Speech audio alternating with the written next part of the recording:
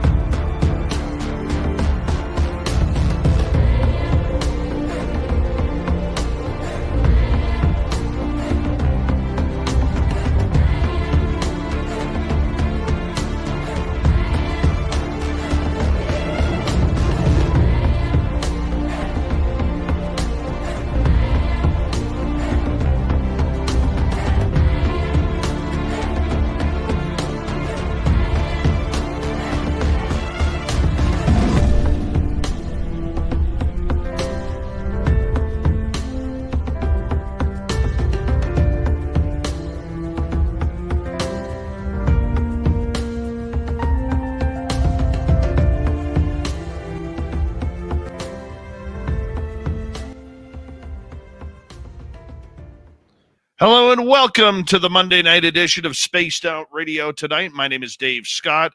We are very glad to have you here as we get ready for a great night of UFO and ET talk with Jeff Selver.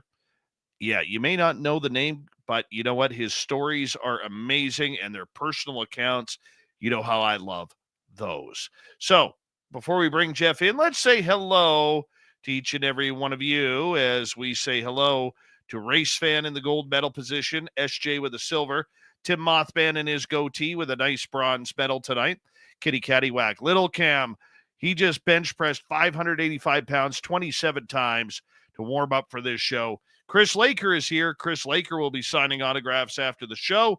Line up to the left of the studio, if you don't mind, to the left of the studio.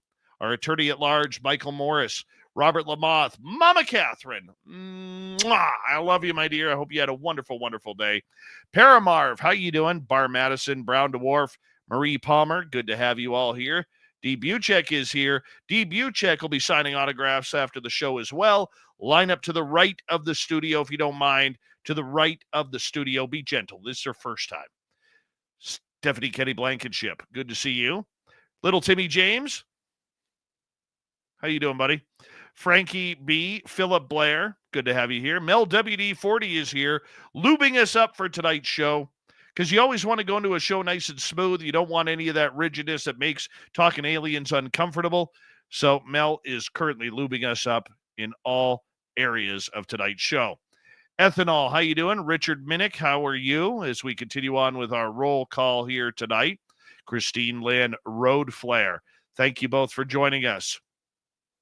Scrolling on down, we got Cosmic Joe, Dragonfly, number 15 in your program, starting at center ice tonight from Stockholm, Sweden. Lars Jansson, how you doing, Lars?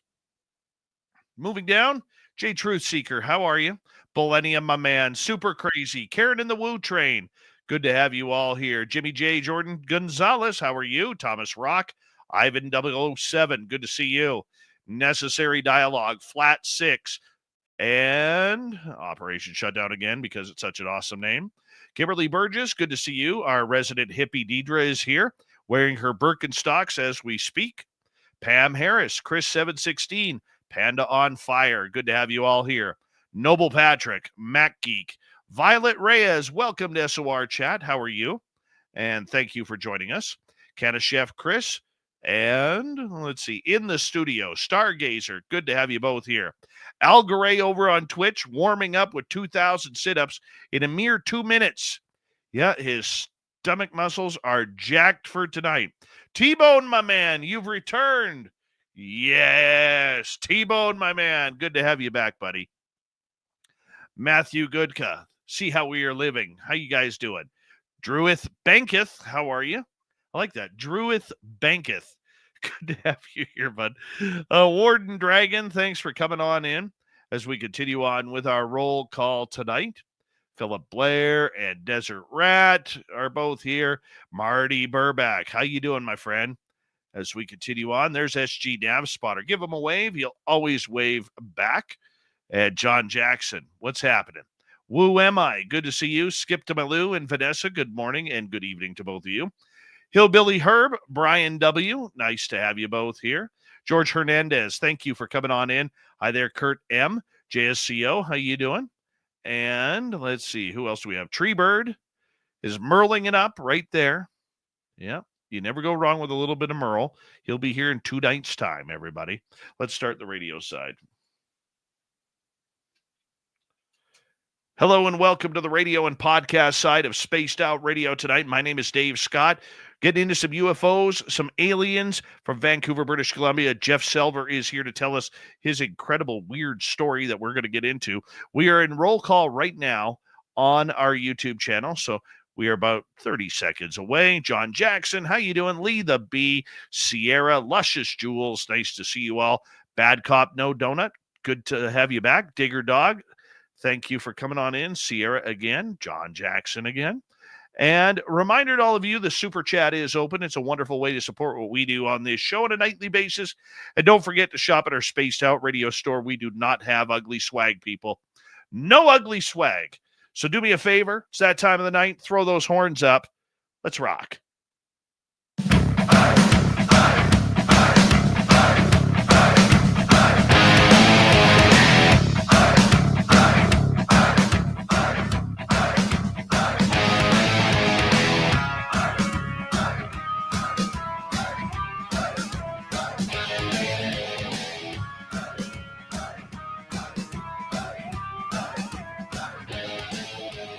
From the mountains of central British Columbia to you listening around the world, this, my friends, is Spaced Out Radio. I am your host, Dave Scott, sitting in the captain's chair of SOR headquarters. We welcome you to tonight's show on our terrestrial affiliates around North America, digitally on every major podcast network. Our website, spacedoutradio.com. We have a plethora of features for you. Rock out Bumblefoot, read the news wire, check out our swag as well. You can follow us on X at Spaced Out Radio, Instagram, the Spaced Out Radio Show, and on Patreon in the Space Travelers Club. Tonight's show is brought to you by Chive Charities. Help make the world 10% happier by visiting Chive Charities today. You can find them on our website.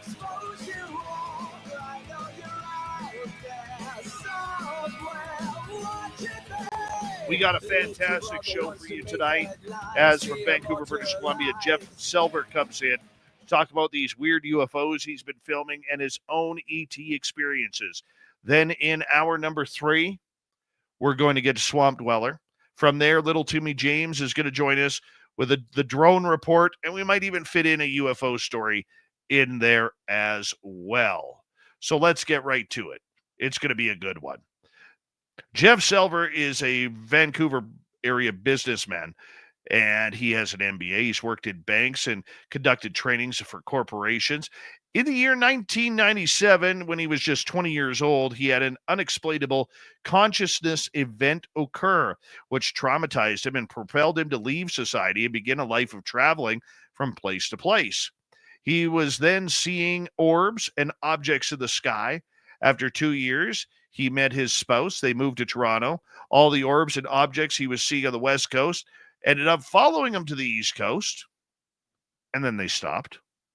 In 2019, the orbs and objects, though, came back, just as he saw them in his 20s while traveling. After having consistent interactions with them in his neighborhood, screen memories came to light and flashbacks of being on craft broke open. If that doesn't sound like an awesome show, I don't know what is. So let's just get him right in here. Jeff Selver, welcome to Spaced Out Radio for the first time. How are you? I'm great. Yeah, I'm great, Dave. Thanks for having me. Really appreciate it. We're glad you're here as well. You know, with everything that you have been through, man, do you ever think you would put ET Experiencer on your resume? No. Yeah, that's a good one to say. Eh? Yeah, no, you don't. You don't expect it. You almost don't want it. And it's turning into something else right now. But yeah, at the time you're thinking, I need to get out of this. So yeah, it's a good way to put it. Yeah. Tell us about you. Who are you? How did this all happen? Yeah. So yeah, you laid out a bit of the groundwork there in the introduction. Um, the bottom line is that I am a normal person. I am still following a guru, a kind of Vedic guru. So I'm a spiritual person. But I was just living in society, and this weird event that happened to me in 1997 was unresolved. I didn't actually have answers for it, and it kind of haunted me in my adult life. Actually, pretty much ignored it until about 2016. Did I start feeling unresolved about it? And I did not think I was going to go down the avenue of aliens and UFOs.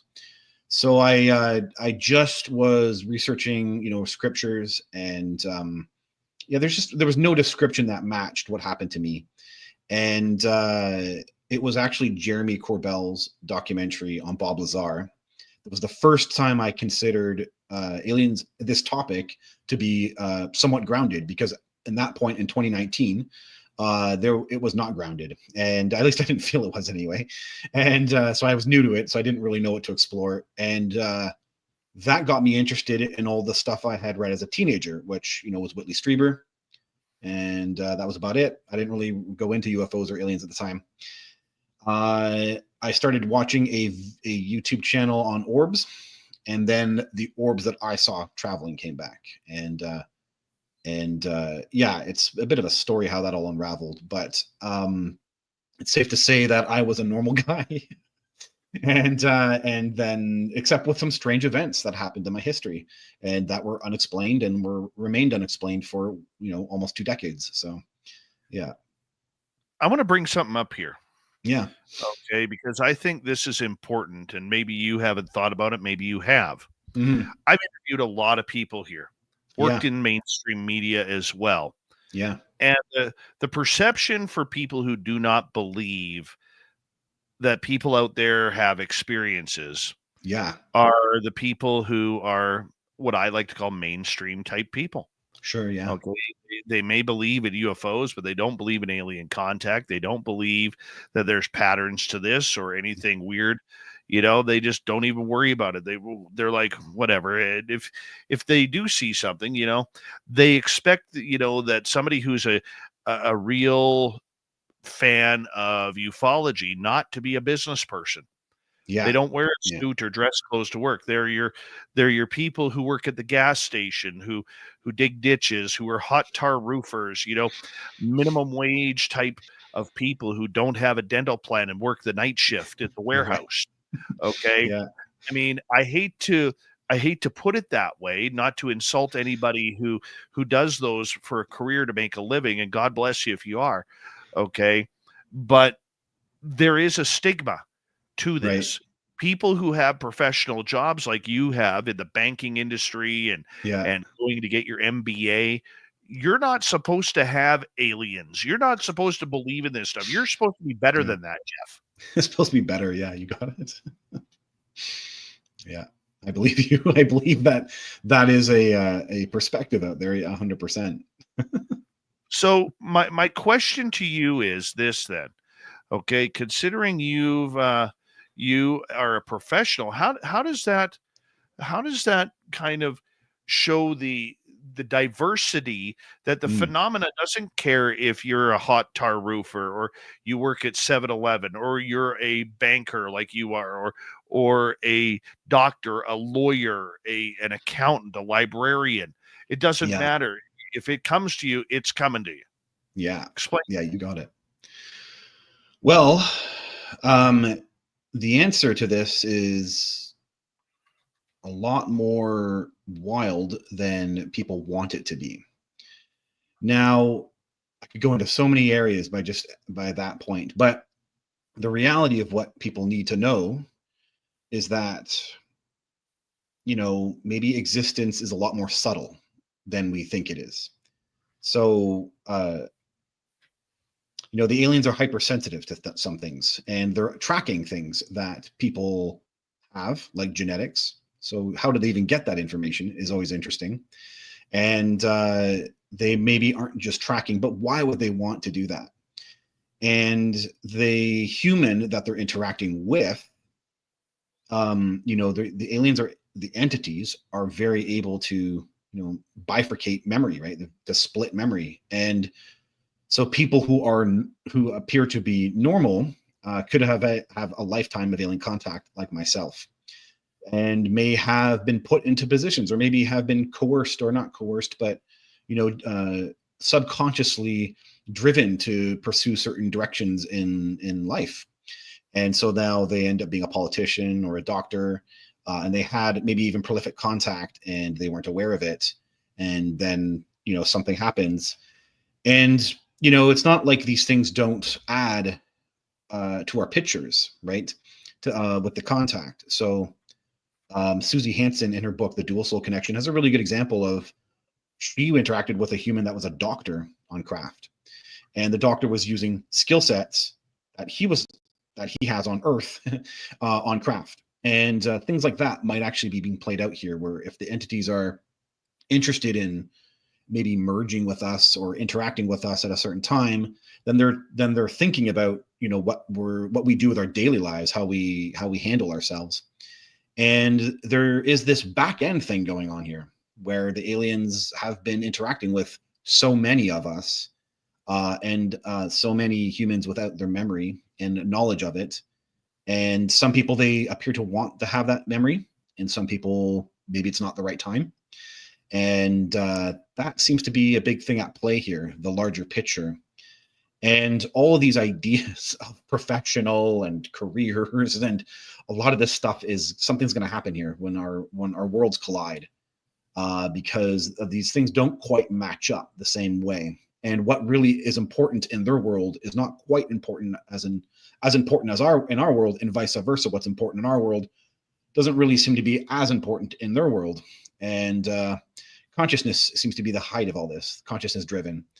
And that is what seems to be going on here. Even biology on their behalf seems to be of an interest with that's tied to consciousness. And when I say consciousness, I mean, things that people are having trouble with, eternal consciousness, right? Yeah, NDE type of stuff here going on, and near-death experience.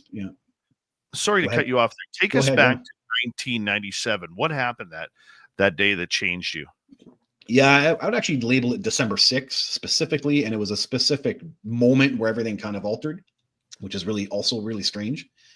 So the year 1997 had a progression of psychic abilities, psychic experiences going on. And, sensitive, like premonitions, I guess you could call them, but it was a variety of things that were manifesting. And all I was doing was self-exploration. And I didn't really have an answer to what was going on, except that I was being driven. And, I ended up having a summer where I ended up quitting a job, or kind of, I got laid off basically. And then I took advantage of the time. So I was kind of this free bird, hanging out with my friends, but going on hikes during the day. And I was interested in spirituality at the time, as I was exploring, Celestine prophecy and these spiritual new age books at the time, just trying to, discover something that I could feel was in me. And I wasn't per se trying to make something extreme happen, because I was a musician and I was playing in bands. I was in music school. I had, I had a singer. I had my own band. I had a singer and a keyboardist and a drummer. And I thought, I had a girlfriend, I had friends, I had a full life that I thought I was living, and with no intention on leaving. And these spiritual experiences kind of started to just get a bit more, it started to coalesce. And by the end of December, I was having visions about things, but it wasn't, and anything still seemed out of place.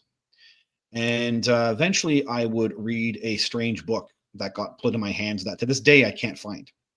And the book was about people who travel, and they relied on God. So it sounded a bit religious, but these people specifically weren't religious. So it was kind of a strange idea that bottom line is that when they released themselves from society, they wandered around and they found that all these synchronicities happened, magic happened, miracles happened, if you will.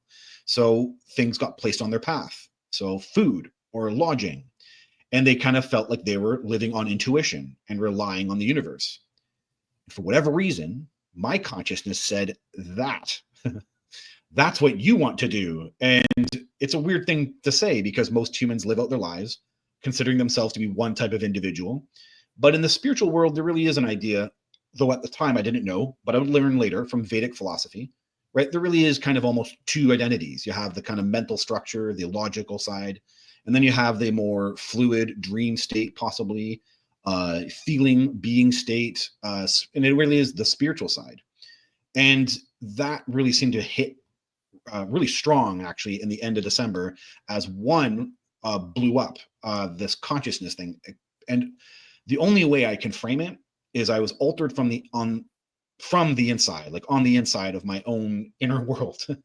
And I was so altered. I looked in the mirror on December 6th and I could feel I was not the 20-year-old I had known all my life. Mhm. I was actually something else. And I could feel the energy moving my body, the awareness that was something bigger, that was larger than me, moving my body. And the truth is, to really maintain that type of awareness, you actually have to meditate. But I didn't meditate. I didn't have any of this experience at the time.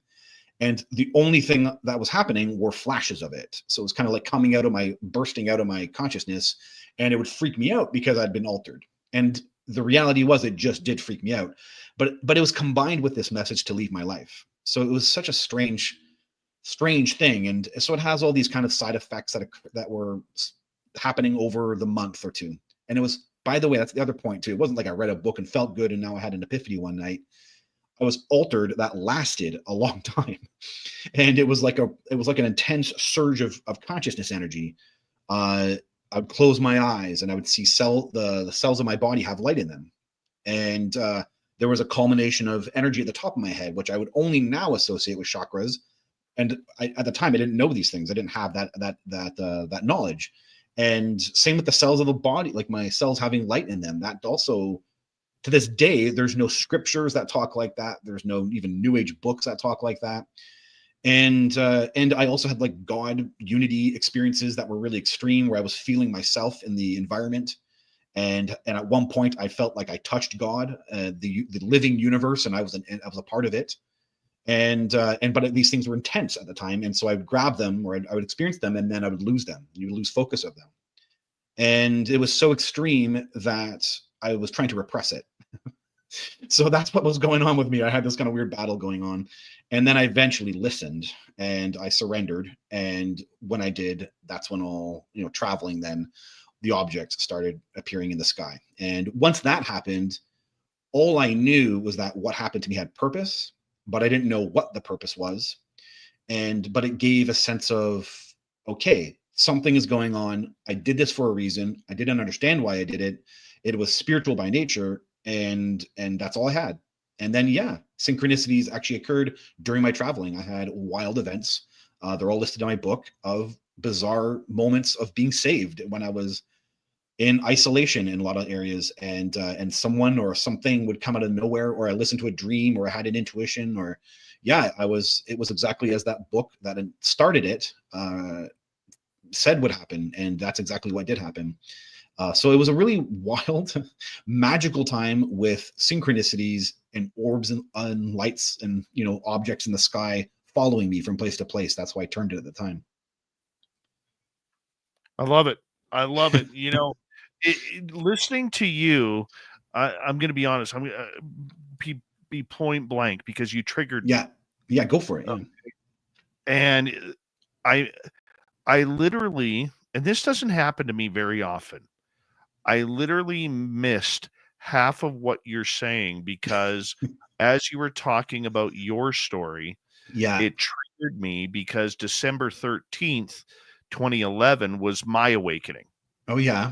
Yeah. And so the fact that yours happened on December 6th, mine happened a week later on December 13th, albeit, much later, a lot longer in life. But still, yeah. It all of a sudden started triggering back all these memories of what I was feeling, what was going on. And in my situation, I actually saw the angel of death in my mother's eyes. Right. Yeah, and powerful. like 2 hours later, I channeled him. I didn't know what channeling was. Right. I had no clue.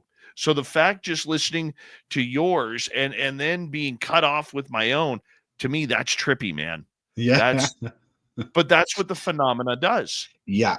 It does. Yes, it does. And that's a really wild synchronicity. So let me tell you, just to, pair up. So your December 11th, that's just so weird to me. I agree, that's weird.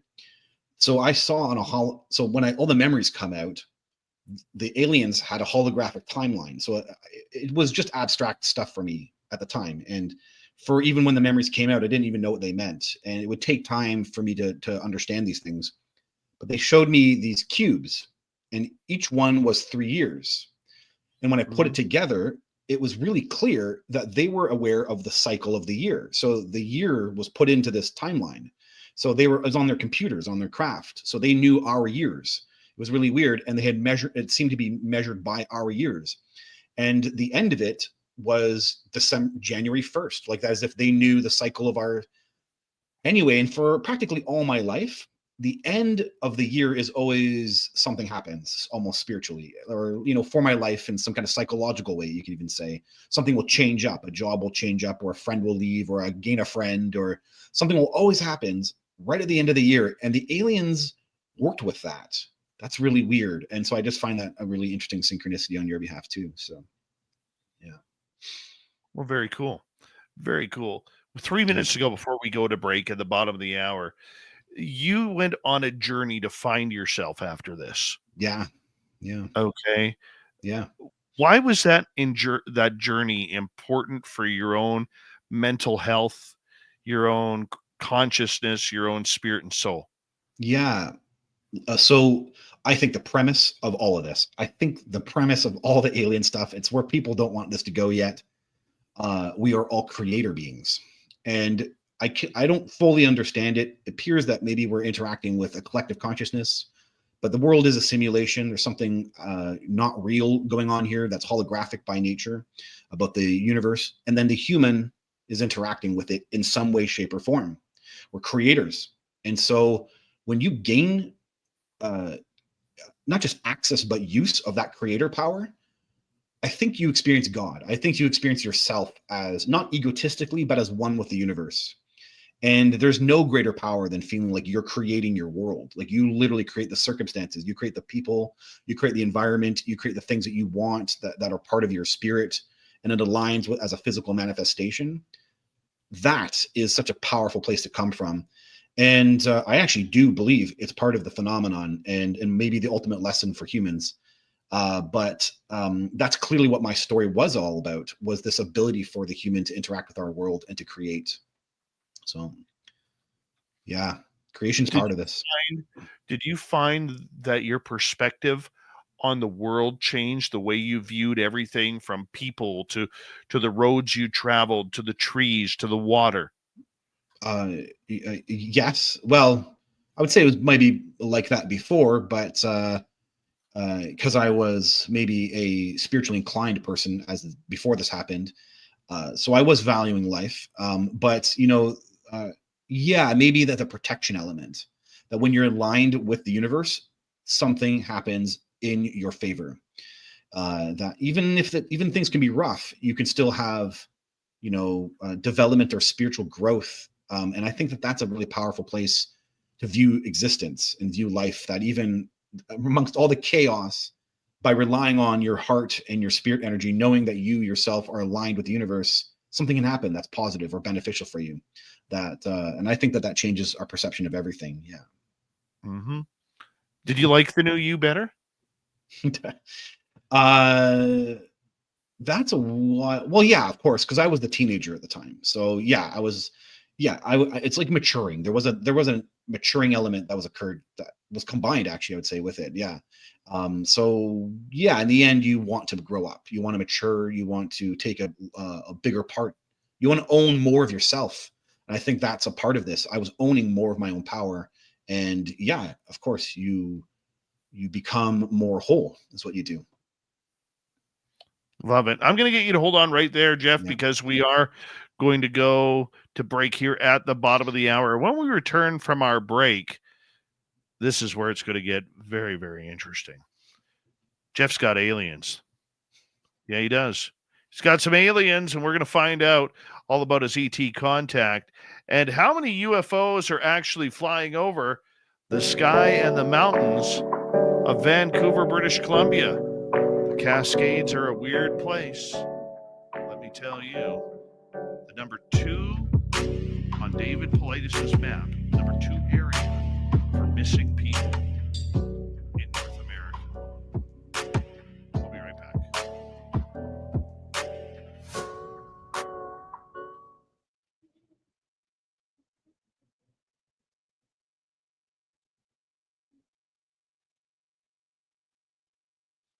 All right, we're clear.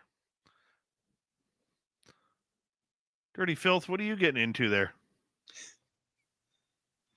This is great. So what happens here? This is someone just paints while we talk. It's great. Yeah, he's going to paint a little cartoony tune here.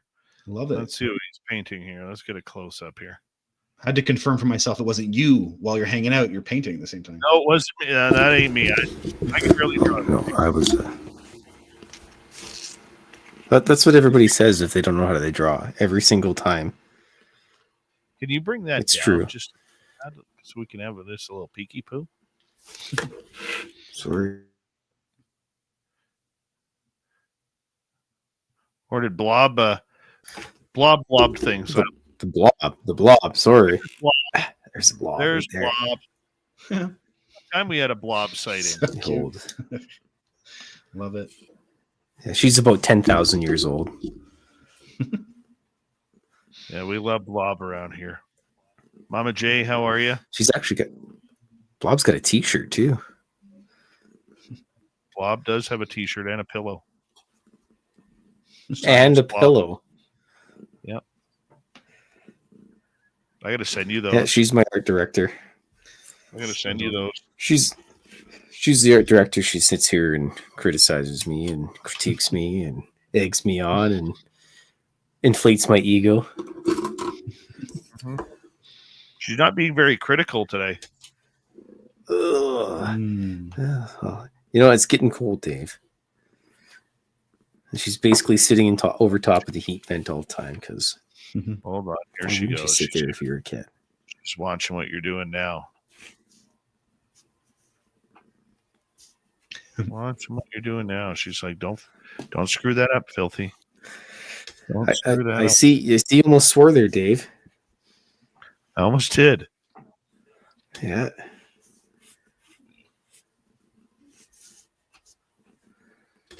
Yes, Joe. I did buy Tim Hortons donuts. It was just one though. If they were going to take on it? If they were going to take me, I was going on a full stomach. Kufunya, how are you?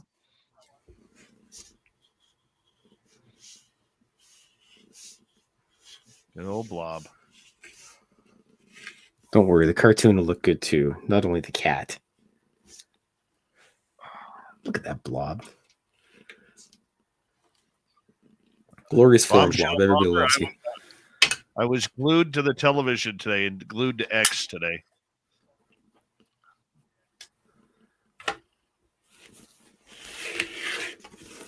Yeah, mine's Reddit. Glued to Reddit. I just can't get into Reddit. I don't get it. I don't get it. Yeah, I don't get Reddit.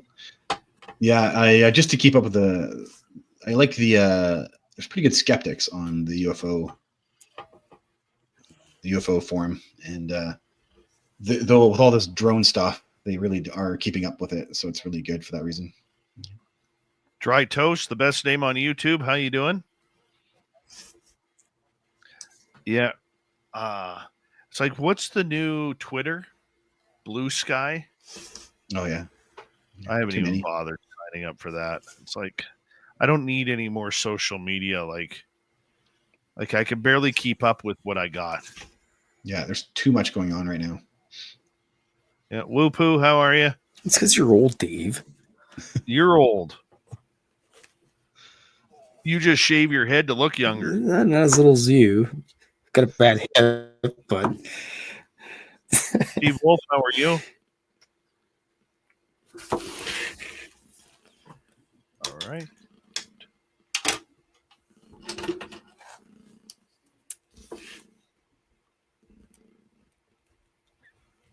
Dummy, man.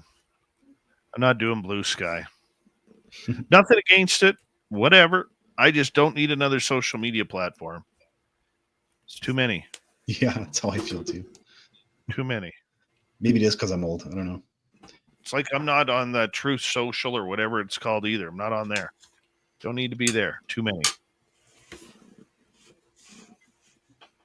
I actually like just preserving my mind, you know? Don't want my mind all over the place with this stuff. Right? Yeah. All right, we got about 30 seconds here. Still waiting for our first super chat of the night. Who wants to be number one on the list for tonight and this week? And don't forget, you can shop at our Spaced Out Radio store. We do not have ugly swag, people. No ugly swag. And if you're in Canada, the postal strike is over. So you'll actually get our stuff, maybe even before Christmas if you put a rush on it. Maybe. Hopefully. We'll see. Here we go. Hi, Linda.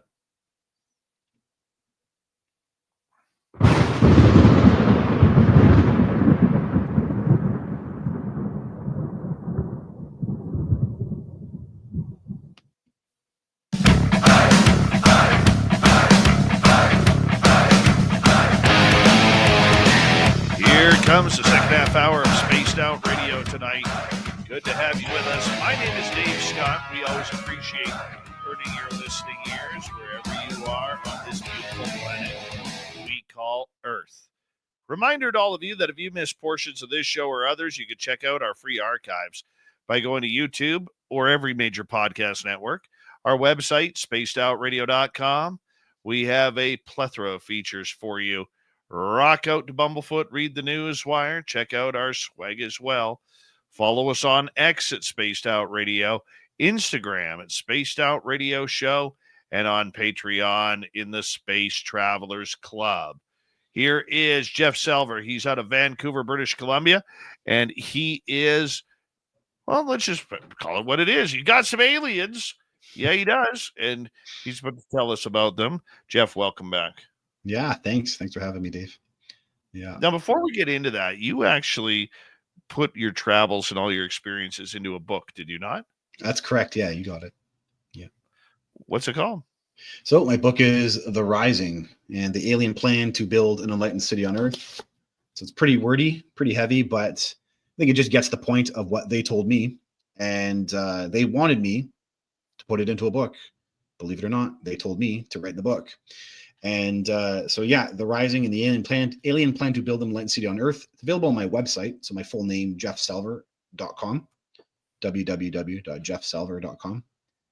And JEFF.com. And yeah, it's 26 contact events with gray aliens, told from 1993 to 2017 was the last one, and that's the 26th contact event. And the bottom line actually is the consciousness experience I was telling you about was an experiment on their behalf. So I was the recipient of an experiment. Now I agreed to it behind my life. You could say it that way. And so, yeah, I agreed to an experiment. I agreed to be involved in an experiment with gray aliens to discover my soul. That's how it got framed by them. And I didn't know what it meant, but there were some reasons that compelled me to want to partake in this. And so I did. And all of it was unbeknownst what would happen to me. And I didn't even know where it would go. And I didn't know what would happen. And it turned out it impacted my life. And so all that juicy detail is all in the book. And there are some fascinating stories in there, 100%. Yeah. What's it like being an ET contactee? It's hard, man. It's hard. Yeah, it's actually hard. It's most people just can't believe it. They can't believe the why you element is the first one. And they also, were indoctrinated with Star Trek and Star Wars. So what these things are not Star Trek and Star Wars. And it's not going to be a Nanu, take me to your leader. It is a poltergeist entity is what it is. And a robot ghost from the future almost is what it is. And this is not what humans are even, our ability to comprehend it alone is still challenged. never mind where it's coming from and what it could do to humans, and what also their world, their tech and everything is so baffling. So it sounds like a nut. Sounds just like you're dreaming and making it up, and no one can really wrap their head around the whole story. And then the field, with the UFO field, yeah, I'm grateful that there are definitely people who support me and believe me. So that is just a treasure. But it is, fraught with, tons of people who just don't want to believe, and that's also part of it too. And also the problem here too is that there's a lot of mythology and a lot of coming out this late in the game. You could say this late in the game is 2020s. There's channels who've convinced people that what's real and what's not, and there's a whole bunch of real huge miscommunication or wrong information that is flooded the whole field, and people feel they're experts about things when they aren't drawing from proper information. So it is a challenge 100%.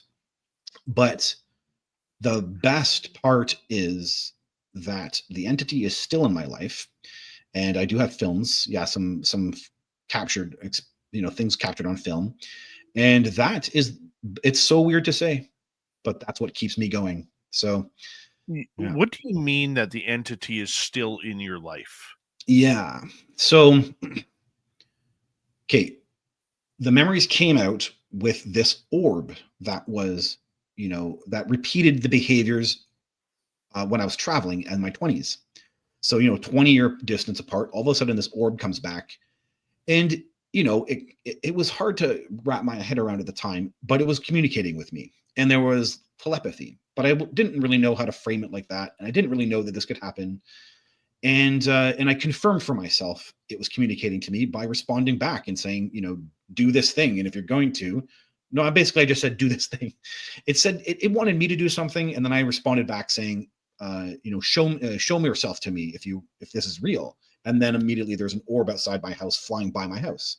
And so it's communicating to me, and it's freaking me out at the time because I didn't know why it was doing this with me.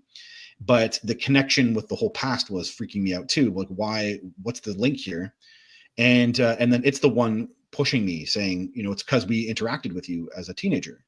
And I'm like, and there's a whole process there. It's all in my book, and I've been very public about it in many interviews and stuff. So it's all public, how those memories unraveled and the slow process that took.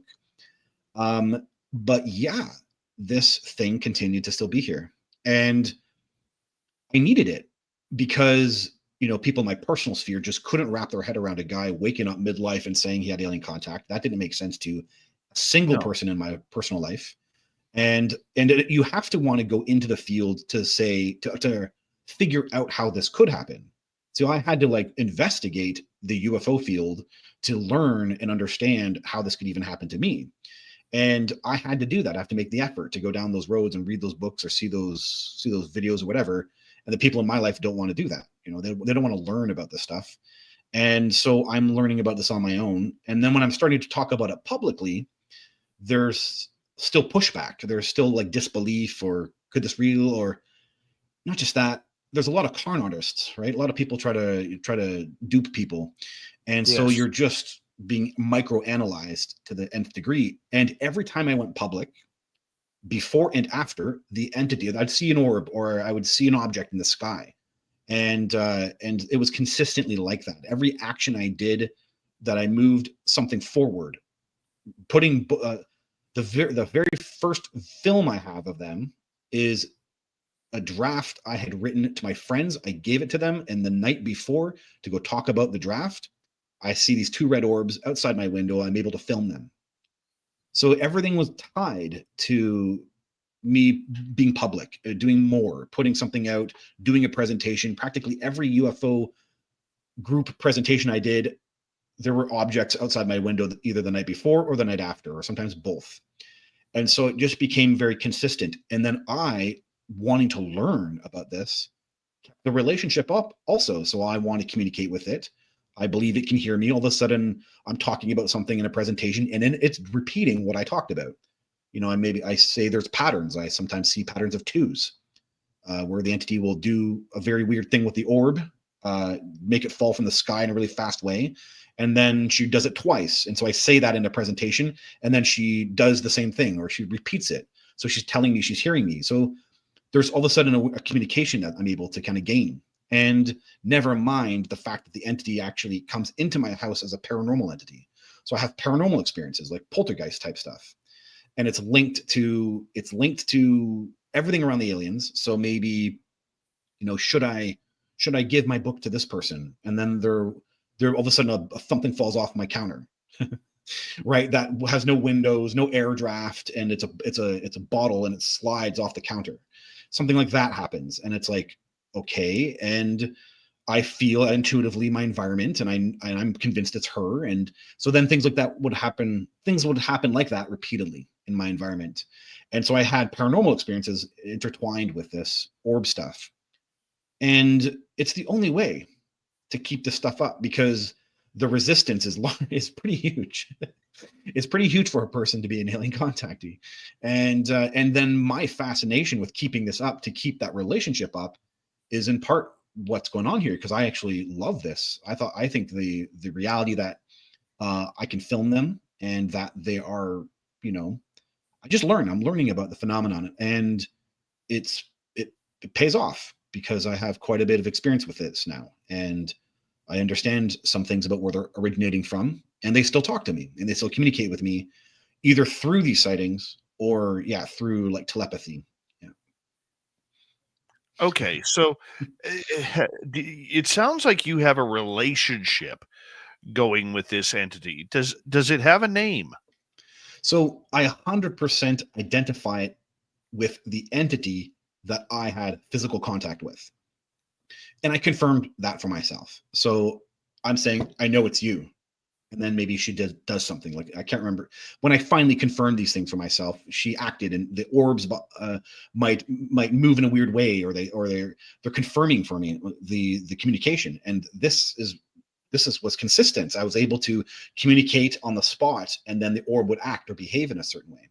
So this is, for me, the gray alien that I'm interacting with, and it's consistent. It's one object. And sometimes I can get feelings from them, and I can get communication directly from the craft. And yeah, it is 100% the elder. So I call her the elder, the main gray alien that I deal with. Well, the elder is much more eloquent than my guy named Carl. Yeah, I think who's got Betty? Someone's got, I can't remember that author. Anyway, one of them has Betty, and that's a good one too. Yeah, we'll have human names for them. Yeah, you got it. Apparently, my guy doesn't like the name Carl, but he puts up with it because that's how I've titled him. Right. Yeah, the elder is like a telepathic imprint, so it's like she's some kind of chief or something. She's some kind of leader in her society in some way. There's something regal and chiefdom. That's her essence, and so it kind of translates as elder to us. Yeah. How can you tell if you're getting communication? What happens to you? Yeah. So I'd say there's varying degrees of this, and the ones that will become something I'll talk about publicly are strong impressions.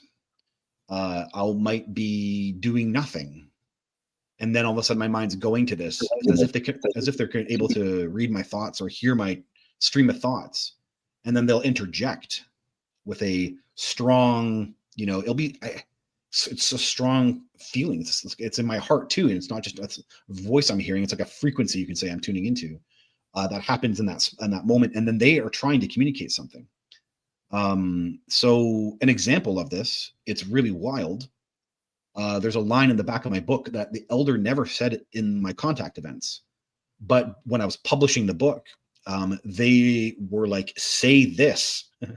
So there was a specific night right here in my bedroom, and it was this kind of really intense, telepathy. And they were like, write this down. And so, okay, I wrote it down, and these are intense lines, right? So I'll read you the lines.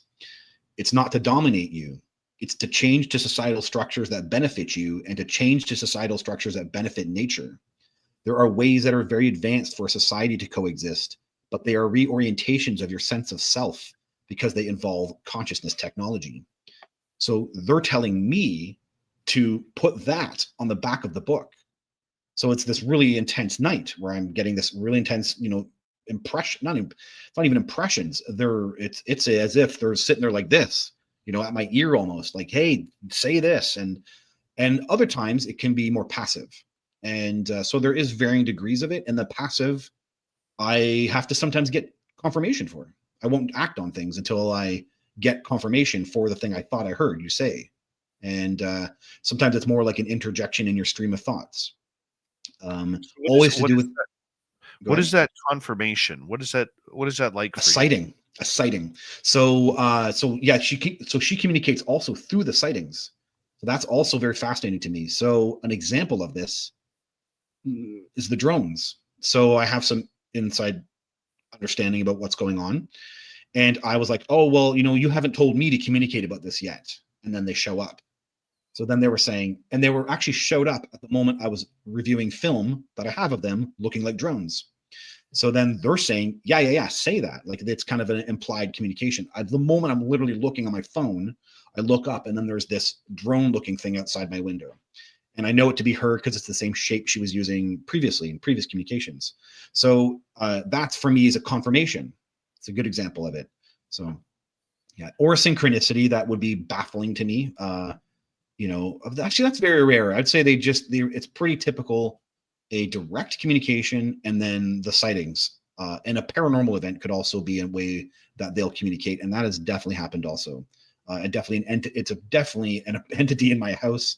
And I could only associate the elder with any entity in my house because there's no hauntings in my building and there's no hauntings in my apartment. And so this entity only seems to interact when I'm dealing with alien content. It's definitely the elder for me. So.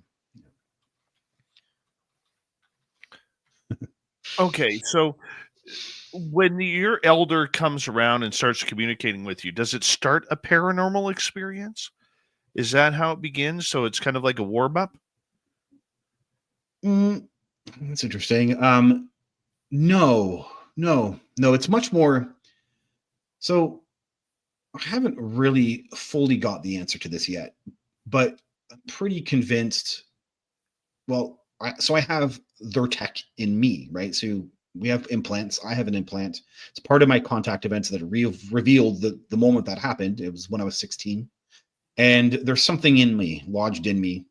And I have interacted with it. They have given me information about it. So it's some kind of something I'm convinced it's in my brain. I don't like saying that. But it's convinced there's something in my brain. And I have, for my own confirmation, I'm 100% convinced. And it may be linked to her mind. So she's also, gray aliens are kind of robots. They're kind of like technology or cyborgs or something. So I think there's something in her. And so very easily we can communicate with each other. And I can ignore her and she can ignore me. And we go about our own lives. And then when I'm dealing with something, she literally can say, whoa, hey, focus on that. Most of the time I have just tons of freedom and do what I want. And then I can rely on her. And I can literally, she's a guide, like a spirit guide. I can conjure her up kind of thing. And then maybe there might be a paranormal activity around something specific. So and it's usually around when they're trying to get my attention. So maybe I'm resisting something. I don't know. Let me think of I haven't had some of the paranormal activity in a while. Like knocking was actually a big one. So there would be weird knockings. And that was a good one because they were tied with me talking about one of the contact events. And I'm not really clear that they wanted me to talk about that or talk about that in that context. So then they're knocking and it's like really close. And all my neighbors are saying, who the hell's knocking? And I'm like, I think it might be. And I didn't know who it was at the time, but why the hell was someone knocking on my wall? And my neighbor's asking me who's at and my wall. The one person I share the wall with is asking me. And I'm like, I thought you were the one knocking and we all don't know who the hell's knocking. And of course, when it was happening, I was talking about a certain contact event. And so that would be a brief version where I'm not unclear, but and it's happened before in a door that no one was there and it was upstairs and it was again around content around the alien stuff. And it always feels like they're trying to get my attention regarding what I'm doing. So it would be more like that. One time she showed herself, but again, that as a paranormal form, like you could say a gaseous entity, but that was a very specific communication, and I was interacting with her directly, and it was before I knew what she was. And so it was kind of like she was showing herself or revealing herself. And but then she never did that ever again. So it was very specific moments that these, you could say that they're reserved. I would say that the entities are reserved and do things very specific with specific purposes. Yeah. Well, let's focus in on the paranormal activity. You mentioned some Sure. knocking on the walls and everything. Do you get a lot of shadow beings, ghostly entities, poltergeist activity? No, not like that. The best I've had is angel hair. So now I knew it to be her, because why is anything else weird happening in my environment?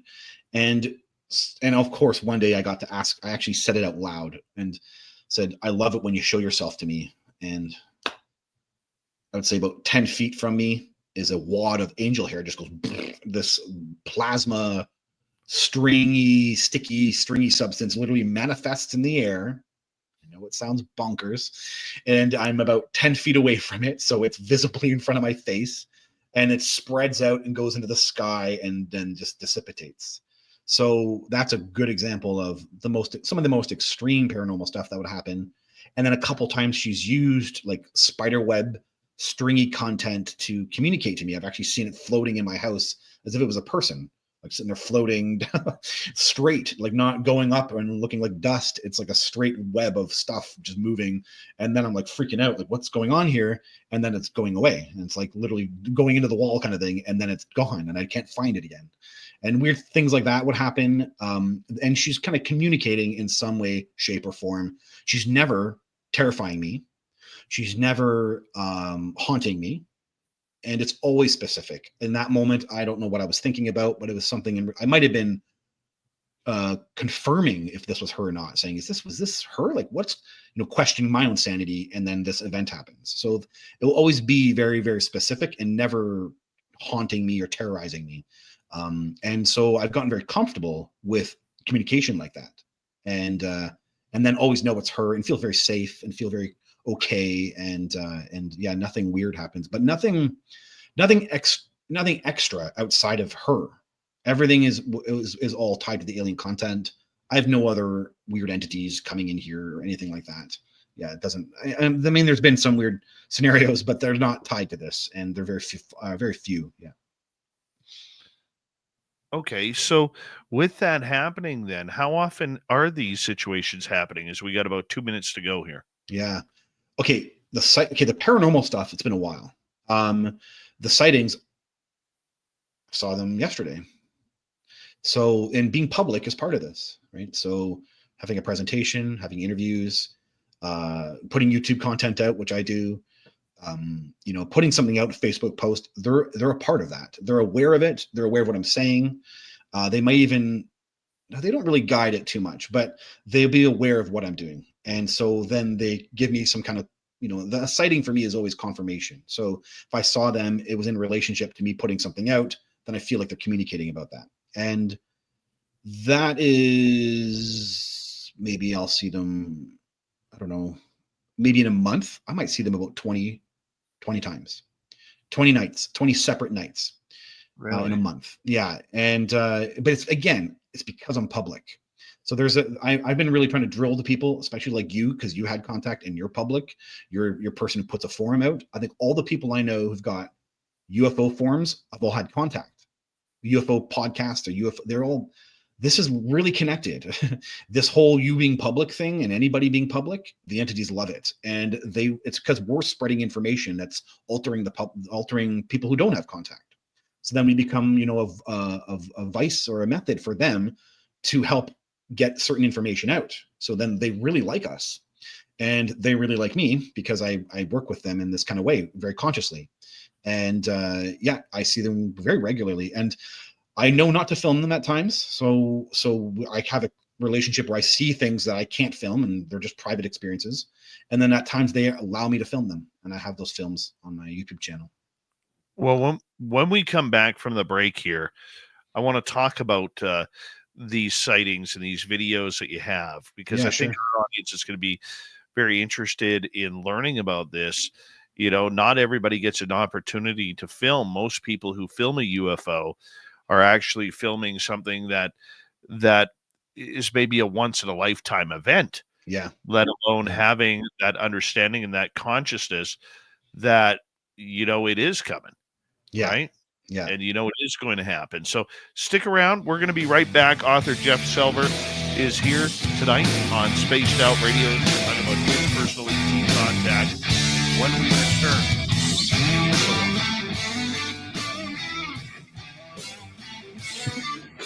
This is Spaced Out Radio with host Dave Scott.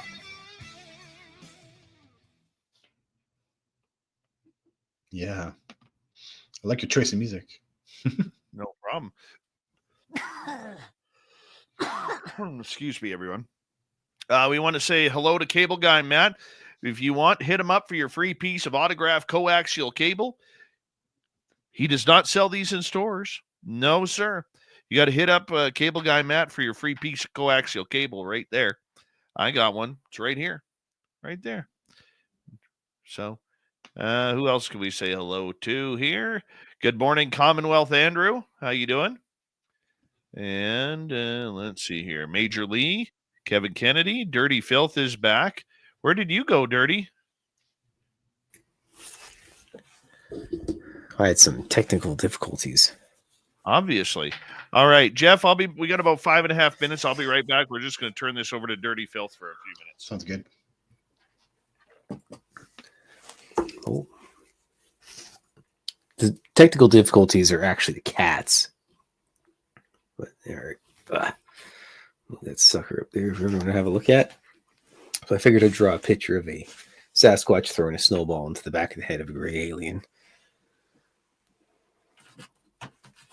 There we go. Look at that. Put the nice border over top of it, and it looks all nice.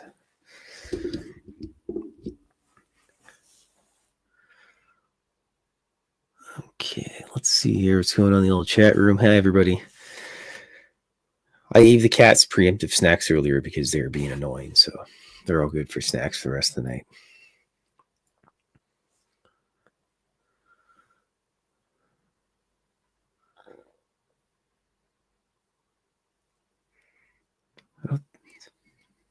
You know, I wish I could get my cats to poop in the toilet, Tim. That'd be great. Never have to buy kitty litter ever again. Actually, my mom had a cat that pooped in the toilet. Peed in there too. Interesting story. Everybody, grandma and my mom and all the sisters were sitting at home, and they heard someone in the washroom, and when they went in there, they looked, and there was the cat. And they never had to buy cat litter ever again.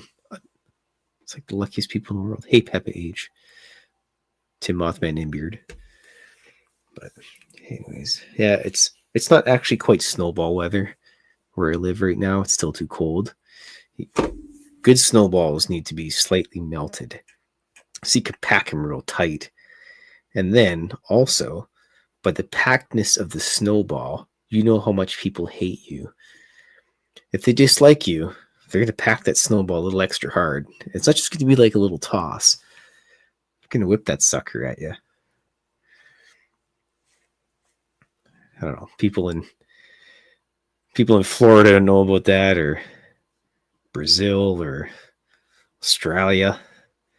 Anywhere where it's like not minus 7,000 degrees at all times. But anyways, yeah, trust me.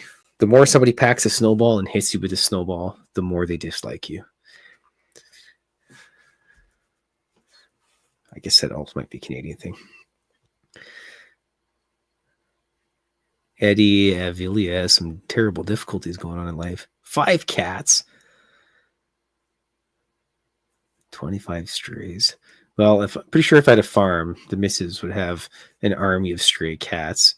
Just be like legions and legions of stray cats in little Roman uniforms prowling the yard. They could even muster enough mice. The Alberta mice would have to go to Saskatchewan or BC to muster up some rats and bring them over, and It'd be a pretty epic battle.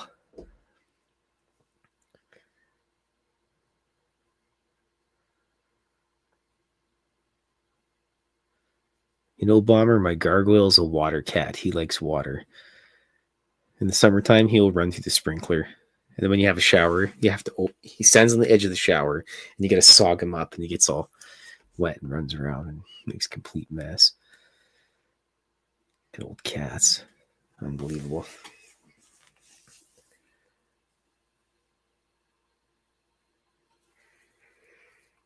You know what, Cake in a Cup? One day, a Thunderbird will come and it'll fight all of those cats, and it'll be a glorious sight to be seen. Somebody will write a fantasy novel about it.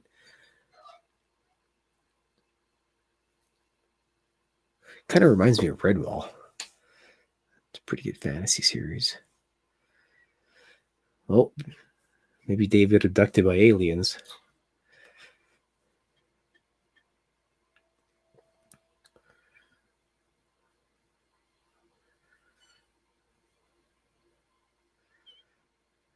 Or he's outside fighting the Sasquatch and the Dogman at the same time.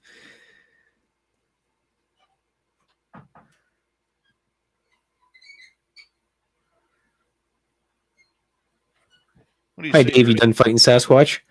I am. Thank you. Okay. Thank you. Have a good Thank night, you everybody. to our super chatters, Mama Catherine, Blue Cruz, Deborah Rooney, and Mel WD40 and Shelly. Thank you for the love. Don't forget, you can shop at our Spaced Out Radio store. We do not have ugly swag, people. No ugly swag, so go check it on out. Kevin Kennedy, Cake in a Cup, how you guys doing? Knucker, how you doing? And I think we're caught up.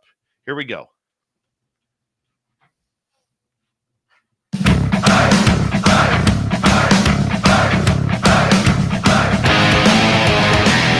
Here we go with the second hour of Spaced Out Radio tonight. My name is Dave Scott. Very much appreciate you tuning us on in wherever you are on this beautiful planet we call Earth. Hello to everyone listening in on our terrestrial affiliates around North America, digitally on every major podcast network. Our website, spacedoutradio.com. We have a plethora of features for you. Rock out to Bumblefoot, read the news wire, check out our swag as well. Follow us on X at Spaced Out Radio, Instagram at Spaced Out Radio Show, and on Patreon in the Space Travelers Club. The Desert Clam has set the password for tonight in the SOR Space Travelers Club. Yale. Yale is your password. Use it wisely, Space Travelers, as the clam sets a password each and every night right here on Spaced Out Radio. I got to laugh at that one. I actually graduated from Yale Secondary School in 1991. Yeah. Thanks, Jules. Thanks for the reminder. All right. Jeff Selver is here. Talks to aliens. Got some aliens. Got some UFOs. I love this story, Jeff. Thank you so much for being here. Tell everybody where they can find your book. Yeah, my website, my name that you can see right there, www.jeffselver.com, JEFFSELVER.com. Links you to the Amazon page, so it's on Amazon. Yeah, and the book is The Rising and the Alien Plan to Build an Enlightened City on Earth. Again, I'm aware it's a bit of a mouthful, but it does summarize the purpose of the book. So, yeah. Right on. Thank you very much for sharing that. How do you know when to go outside to film these things? So I can, I am in a condo unit, so I can see outside my window. I'm about almost 200 feet up in the air, and so I can see them from my window. And otherwise, I go out, and they show up. They show up pretty consistently. Yeah, it's not easy. It's actually interesting to me, and I don't know the answer why sometimes there's dead periods. So it's almost like she's off doing something. And I feel like maybe if I could, get in tune and I could see what she's doing, I feel like I could, spiritually I could learn, I could see that. But I like to, the spiritual stuff, I like to validate things. I don't like to just learn and astral travel and remote view. And I can do those things, and I like to validate those things though, and I can't validate what she's doing. I can intuitively link in, and yeah, she sometimes just disappears, and the longest has been like a month or two. But yeah, that's yeah, but pretty consistently they're here now. So, what kind of sign do you get that it's time to go outside?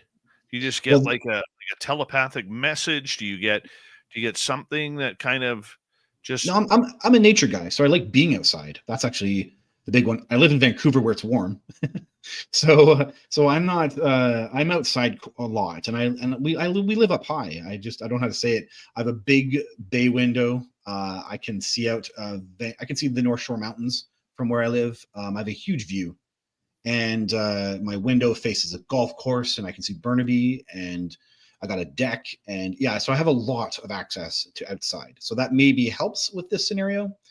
Maybe it does actually, yeah. And so I don't really have a scenario where I'm being called out per se, as much as I'm going to go out and see if they're here.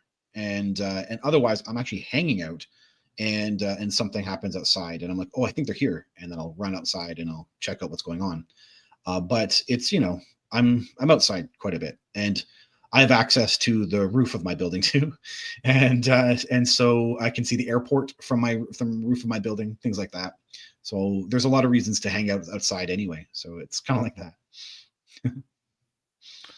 okay? So, considering that you live near Vancouver International Airport, Yeah, I'm going to assume that you are pretty familiar with what's flying over the Vancouver area. yeah. I actually have an app actually. Maybe I can find it here, but yeah, I do keep track of Flight Radar 24.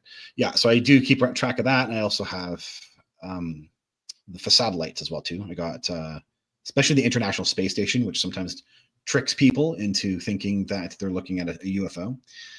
So yeah, I have all that information, and I've been actually in high rises for uh, 15 years, not specifically this one, but I lived in Toronto for a period, and we lived in a high rise there too. I'm familiar with everything, stunt planes and weather phenomenon too. I've seen some weird things. I've seen colored meteors. So yeah, I know I'm a very perceptive. I have 20/20 vision, so yeah, I have quite a bit of familiarity about what's human made and what's not. Especially with the internet these days, it's very easy to do research about something. If you see a red orb, could ball lightning be red, right? It's very easy to kind of maybe do some of this research. So yeah. Okay, so the fact that you're able to decipher, what is flying in the sky, whether it's Venus, whether it's the moon, whether it's Right. Jupiter, Yeah. Mars, which are your three brightest planets, the International Space Station, as you mentioned, what Yeah. is it that you are seeing? So, okay, it changes shapes. So that's the best part about it, and that's the learning part. We're going to find out pretty quickly uh, as disclosure is occurring. What we once thought was multiple different phenomena is actually one phenomenon manifesting in different ways. And I have experienced a ton of stuff that I consider to be all the same entity. Red orbs, white orbs, sounds that of objects that are in 20 feet away that I can't even see, that are incredibly loud, that are happening in the air, that are in front of me. Yeah, angel hair. That's what I called it. Yeah, angel hair. And now floating red lights, floating a single red light, floating red orbs. But that sometimes they're attached to things. I can't even see what I'm looking at half the time. They're like black floating objects that are hovering, that are humming, that are replicating what people are seeing down south. So I have some. I'm pretty confident about some of the things that are down there, and yeah, and sometimes it's different shapes, and sometimes it's obviously playing with my perception. So falling stars that just fall like they're rocks, as if just falling right from the ground, as if someone's like dropped a star. So and then white orbs that are here in the environment within my sphere here. So and I can see the curvature, and sometimes they're just yeah, those are the gist of it, I would say. And then the behaviors and the patterns about what they're doing, that sometimes changes to flying over me, playing with my perception, quite normal, as if it's a joke, going past a building, and then being at one height, and then somehow they're a different height at the top of the building as it comes out. So it's always like kind of a joke. There's sometimes perceptions, and yeah, one pretending to be the moon, when one night there was no moon and now there's a moon, and then it disappears when I turn around to look and it's gone. Things like weird things like that, like just strange, playing with my perception. And then sometimes what I'm trying to get better at is the instant communication on the spot. So rather than just having this fun observation, trying to interact with it, because I want to, I like learning about it. So Mm-hmm. And what kind of interaction are you getting with these strange balls of light? Okay, so now this was new to me. The first times I was using it as like confirmation, and then she maybe would communicate in telepathy at some other point. So, and I think it's actually it was a bit challenging for me to be so focused on a sighting and to get telepathy, because I'm so excited for the sighting. You're kind of like, you're looking at something in your eyes that is maybe defying, some type of physics, a close object that's 200 or 300 feet away, that maybe has weird light configurations that is making no noise. And you're like, this is them. And you get really excited, and you're not thinking about telepathy in the moment. You're like, oh my God. And then maybe moving too fast for you to film, or maybe they're allowing me to film. So some cases that's the case. But the telepathy in the moment was something I try to get better at in the present. And it's because they instigated something. So an example of this is I had, there was a series of sightings that culminated into a strange communication for me, telling me where they're from. And it was a really weird chain of events that occurred. And basically it's all from communication from the orbs. So the bottom line is I went to contact in the desert. After contact in the desert, the sightings increased. And again, I think I'm doing something for them because I have this book. I'm telling people that they're coming. And so there's almost this kind of service thing going on. And then they're kind of like rewarding me. That's kind of how it is. And so the sightings increased after contact in the desert. And at first, I started feeling them talking through it, or like communicating. And I would get maybe like the subconscious impression, as if like, what's going on? I can feel like the impressions. I don't know how to explain it any other way. So at first I could feel that they were trying to say like robot ghosts. We're robot ghosts. We're like, they're biological, but there's something, something more maybe cyborg or android, but biological. There's something maybe like growing tech. That's how I think people should be thinking about these things, growing tech. And then the ghost part is that they're paranormal. They can phase into some type of paranormal dimension. And so that was the first one, and I didn't think too much about it. And then they kind of like kept adding. So one night, a very specific telepathy from an orb, and it says, I'm going to tell you something you're going to find hard to believe. And I could feel her saying like in telepathy, you're going to find this hard to believe, but I'm going to tell you something. Okay. We're from the future. And I was like, okay. I think I heard that pretty clearly. You're telling me you're from the future. So robot ghosts from the future. Okay. Whose future? What future? And then she didn't add any more. So she's just telling me pieces. And then I end up going to learn about the afterlife from a presentation I was doing. And I was really focused on near-death experiences and the crossover with alien content, because I have some experiences in my book, in my story, where I saw the afterlife on an alien spacecraft. That sounds bizarre, but Ross Coulthard and both Bob Bigelow now confirmed something like that can happen, and because they've mentioned the afterlife is connected somehow to this phenomenon. And so I was floored from my research, because some of the things people talk about in the afterlife are matching what people experience on craft and what I experienced on craft. So I'm seeing a big picture here, and I'm not clear what the connection is. So I go back out one night and I say, robot ghosts from the future. I'm looking at an orb that's crossing over that I know it to be her. And I say, robot ghosts from the future. What's the connection with the afterlife? And then while looking at it, she hits this memory I have of reading the content I was reading at the time.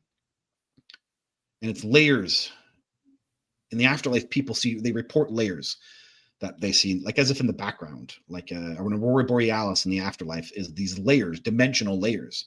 They're reported by Michael Talbot mentions them as well too in his book Holographic Universe. Several authors mention Dolores Cannon being one of them is too.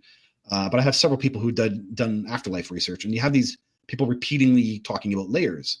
And I also reported seeing layers in my afterlife vision the aliens gave me, meaning some type of layers in the background of the universe.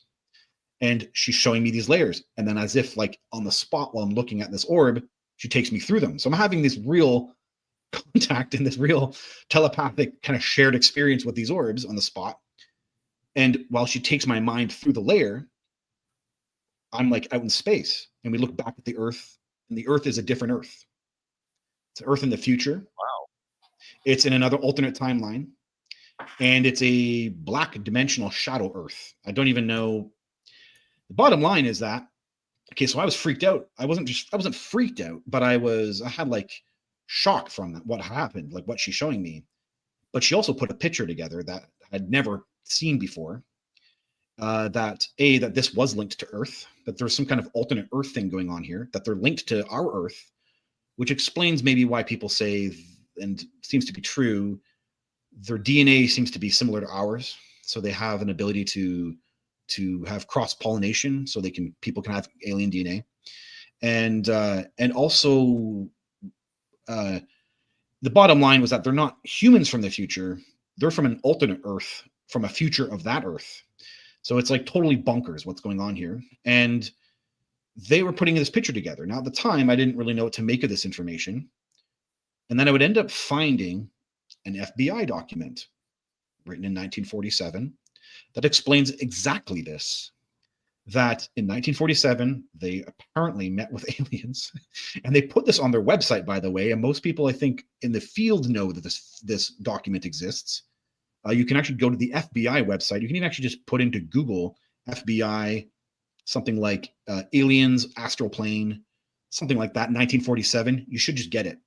And the doc is on the FBI website. And it's some kind of scientist who interviewed the aliens, and the aliens told, then the human scientist is telling this information to scientists, politicians, and military men on a document.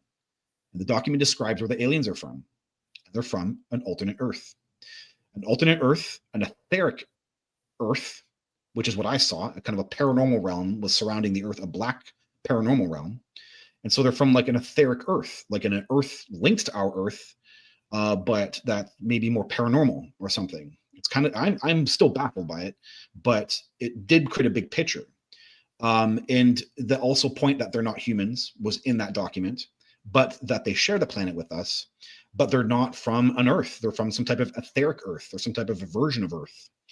And that's all matching what I saw. And so that's the type of communication I can get from these orbs.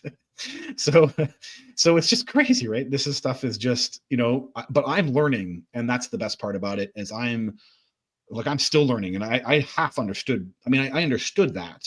I understood all the pieces, but it's not like I really fully get it yet, because I think it's outside of human comprehension where they're really from. But it created a big picture that matches not just my contact events, but a lot of people's contact events. And so I was very public about that. I put that out on my YouTube channel. And so that's the type of thing that can go on here. But it's very, there's themes and patterns and periods where communication is one style, and then it can change up and be a different way for another couple of months. So it's really interesting. They're keeping it different, actually. They're the ones who keep switching up the style of what they're doing. And all I end up doing is learning about the phenomenon as they do it. So, yeah. Do you find that these different styles, have they changed for you?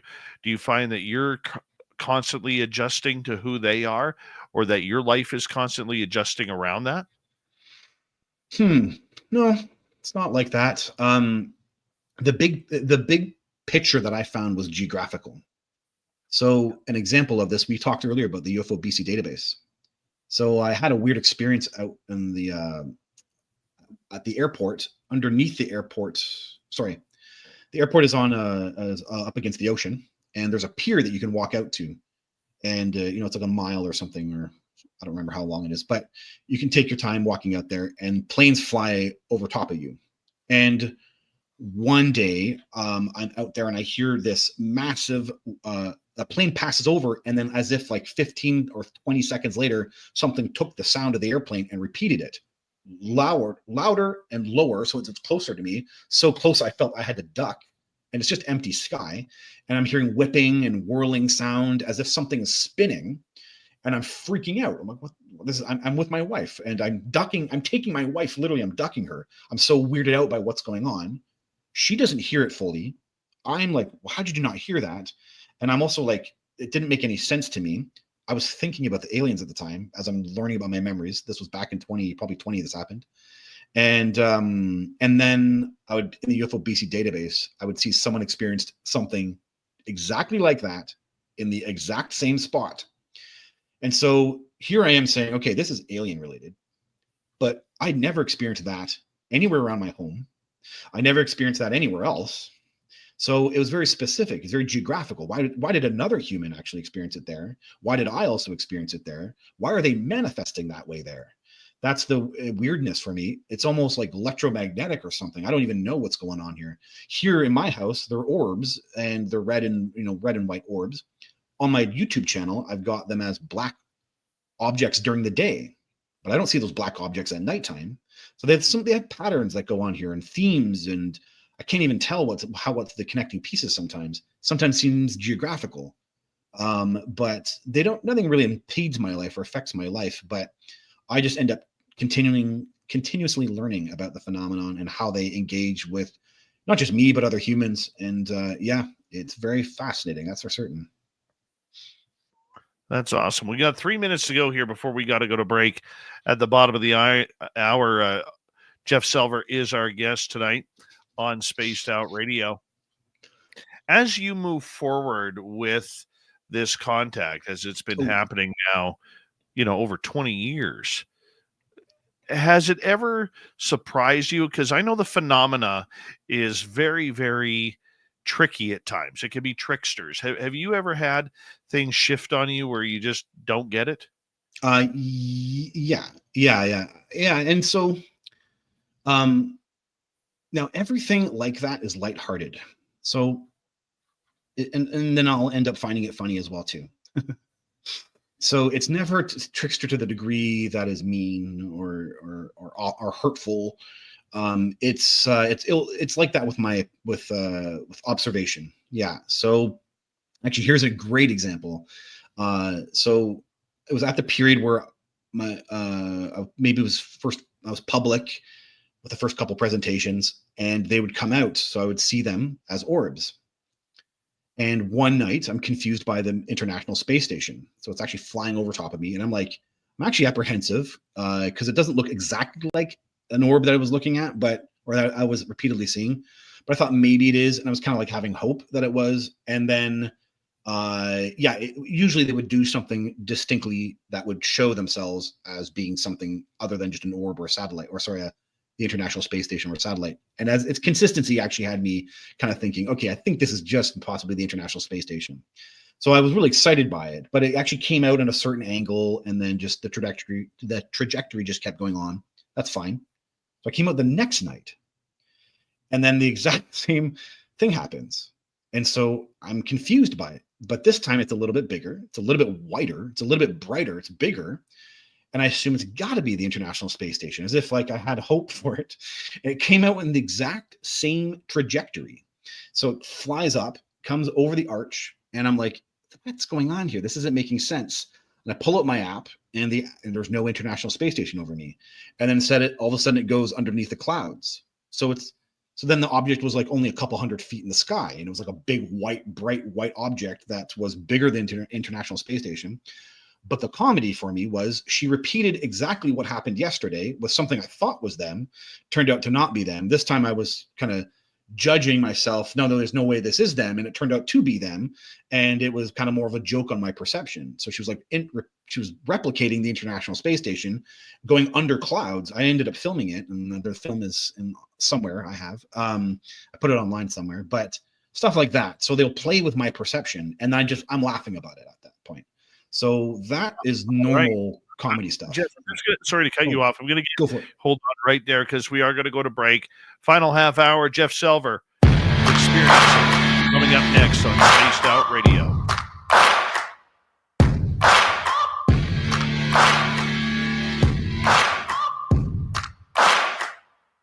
You're listening to Spaced Out Radio with your host, Dave Scott.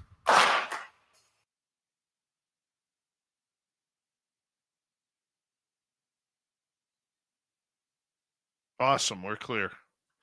Let me just unmute you here. Yeah. There we go. Someone actually said that the thing I experienced was a backdraft, and it wasn't, because a backdraft actually is consistent sound. This was dead sound. This was something passed over top of me, dead sound, dead quiet, took the sound, replayed it back louder, closer to me, so close I could hear it, and with additional other sound. So it was like a recording. It was like a weird, anyway, yeah, I know what he was talking about, but that's not what that was. Always have to make a point to these things. The weirdness always needs a little bit of extra assurance. This was weird. So yeah. For sure. Yeah. Did somebody say it's Human Carl's birthday today? Is it Human Carl's birthday? Let me know. Let me know.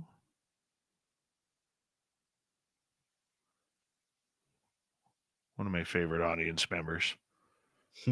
Oh, it is. Well, here you go, Human Carl. Happy birthday to you.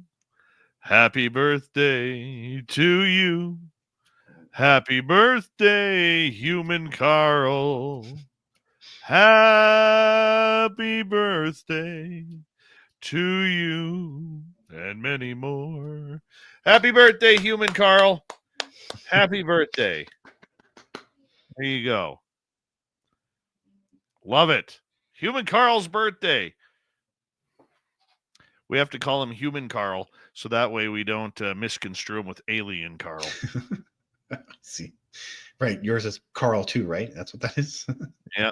Well, that's right. the way we tell them apart. Right. Right. Very good.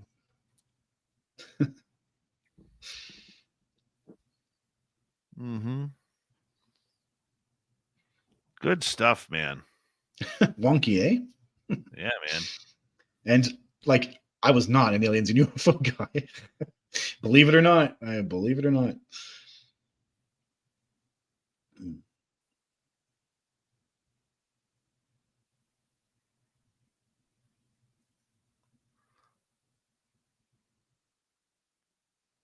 All right.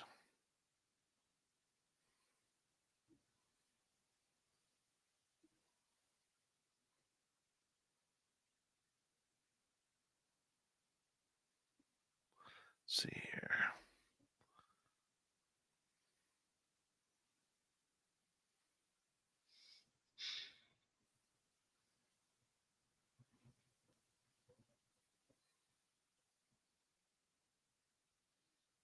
There we go. All right.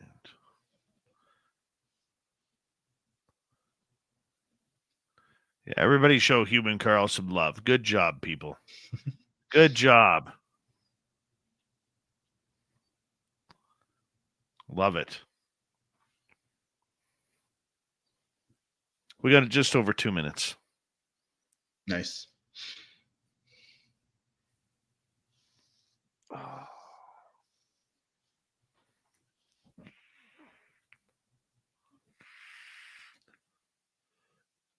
right. Don't worry, ethanol. We haven't stopped. And to think, Human Carl, that birthday song is going way out into the universe and will go on forever. How cool is that? You're 76 today. Wow. Congratulations, buddy. Yeah, congratulations. Holy.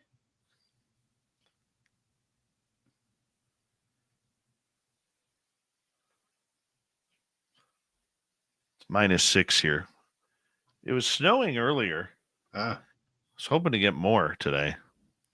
5 degrees in Vancouver. Not too bad. Pretty normal. Mm-hmm. Little Timmy James liking my shirt. Tim?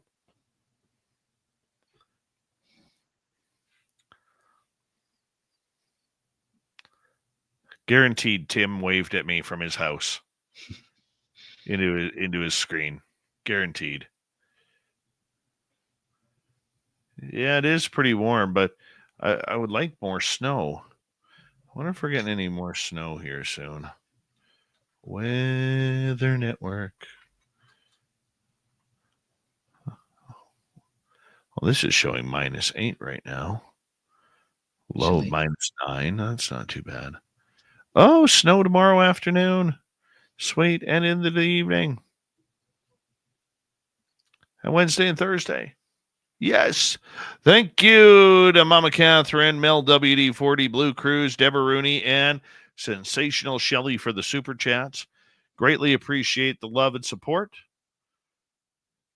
We got I don't know, 7 seconds, 10 seconds, something like that.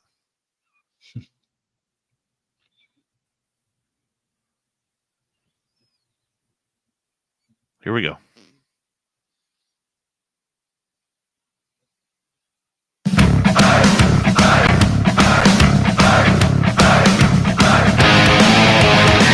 Here we go with the second half of Spaced Out Radio tonight. What it's like to have ET and Paranormal Contact. Jeff Selver is our guest. We'll get to him momentarily. My name is Dave Scott. I'm so glad to be your host with the most tinfoil you've ever seen on the radio. Reminder to all of you that if you missed portions of this show or others, you can always check out our free archives by going to YouTube or any major podcast network. Our website, spacedoutradio.com. We have a plethora of features for you. Rock out to Bumblefoot, read the news wire, check out our swag as well. Follow us on X at Spaced Out Radio, Instagram at Spaced Out Radio Show, and on Patreon in the Space Travelers Club. Jeff Selver is here. He's an author writing down his experiences of ET and contact since he was a kid. What's it like? Jeff, you seem pretty stoic about it. And I think that to compliment you. You don't seem like a guy who gets too far out there and too rattled on the other end, much like a liberal convention in Ottawa right now. But, I mean, you didn't even laugh at that. That hurts. But nonetheless, my friend, It's meditation, man.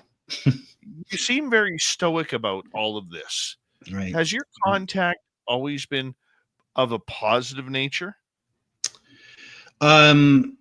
So that's an interesting one. Okay, first off, yeah, I've been meditating for 20 years. So and I'm I practice Vedic. So it definitely helps with the grounding, I think. And so that's what keeps me cool and grounded. But was it always positive? No, it wasn't always positive. But I have a take on that now that has, it's because I've matured basically over the years.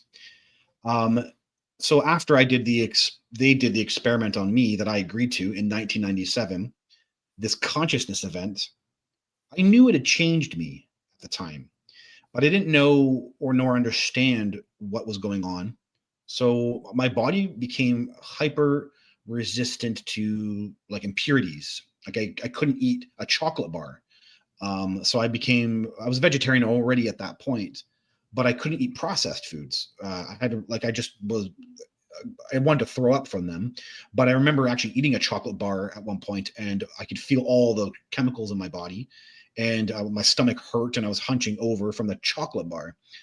I remember I cut myself. I actually punctured my foot in January of that year, and I had to go to the doctor while I was traveling, and the doctor was amazed how fast my foot healed, and I was up and running on it and within a week.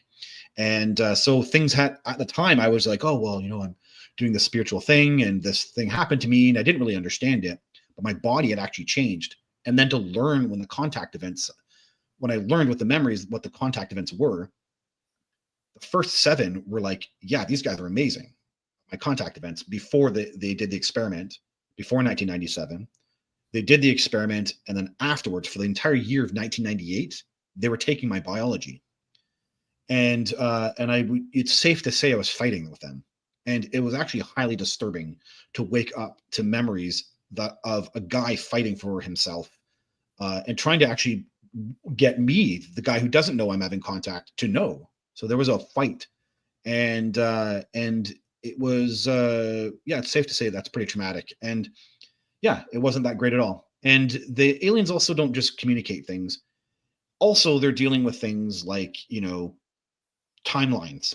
And so they have, I think there's a problem here with comprehension and the human understanding of, maybe they need things to go a certain way so that everything can line up at a certain point in your timeline. And you're just thinking about, in the moment, stop doing this to me. How dare you? Why would you do that? And you're having all these human emotional responses, and they don't deal with that. And so then you become even more standoffish. So yeah, it turned into a mess. By the end of 1998, I didn't even want them in my life anymore, and I was fighting with them. When I regained the awareness of who I was with them, I was fighting with them. And then they had to do a whole thing to try and get me back on board. And there was a contact event where they tried to show me, I agreed to this. And anyway, it's very complex and hard to maybe dish out in a single thing here. But the bottom line is, yeah, I didn't like them. And then while the rest of the time traveling, they stopped all the biology. And there was consistent contact events, but they kind of changed. Like they were giving me space. Like they happened less frequently.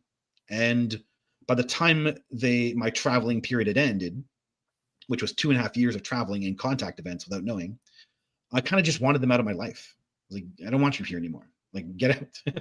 And eventually they stopped. Yeah. So after once I was in Toronto, there was one more contact event, but it really does end. And my adult life has barely any, though they came back around, turning points, life, like when I got married, they came back.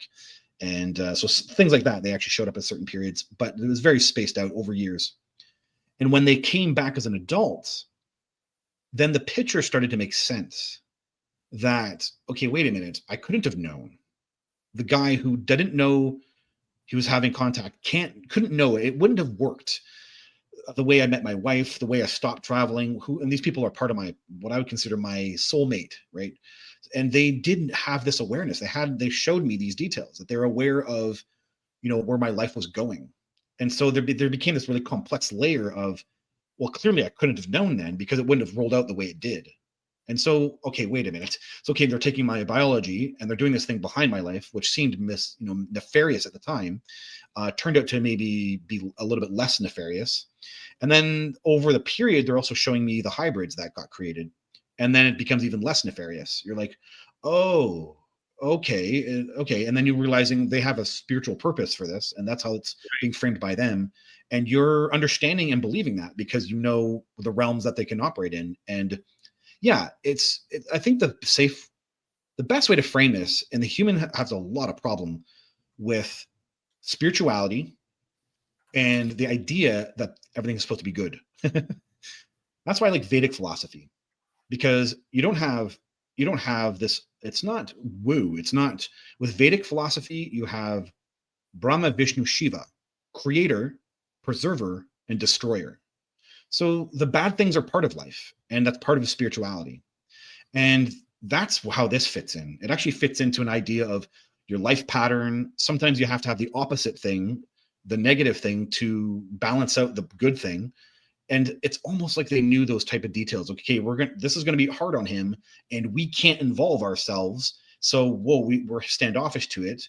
We gave him amazing things. So I saw the afterlife on a craft, and that blew my mind. But then they also almost like give the opposite as well too. Gave me a hard, trauma, and then they're standoffish with it.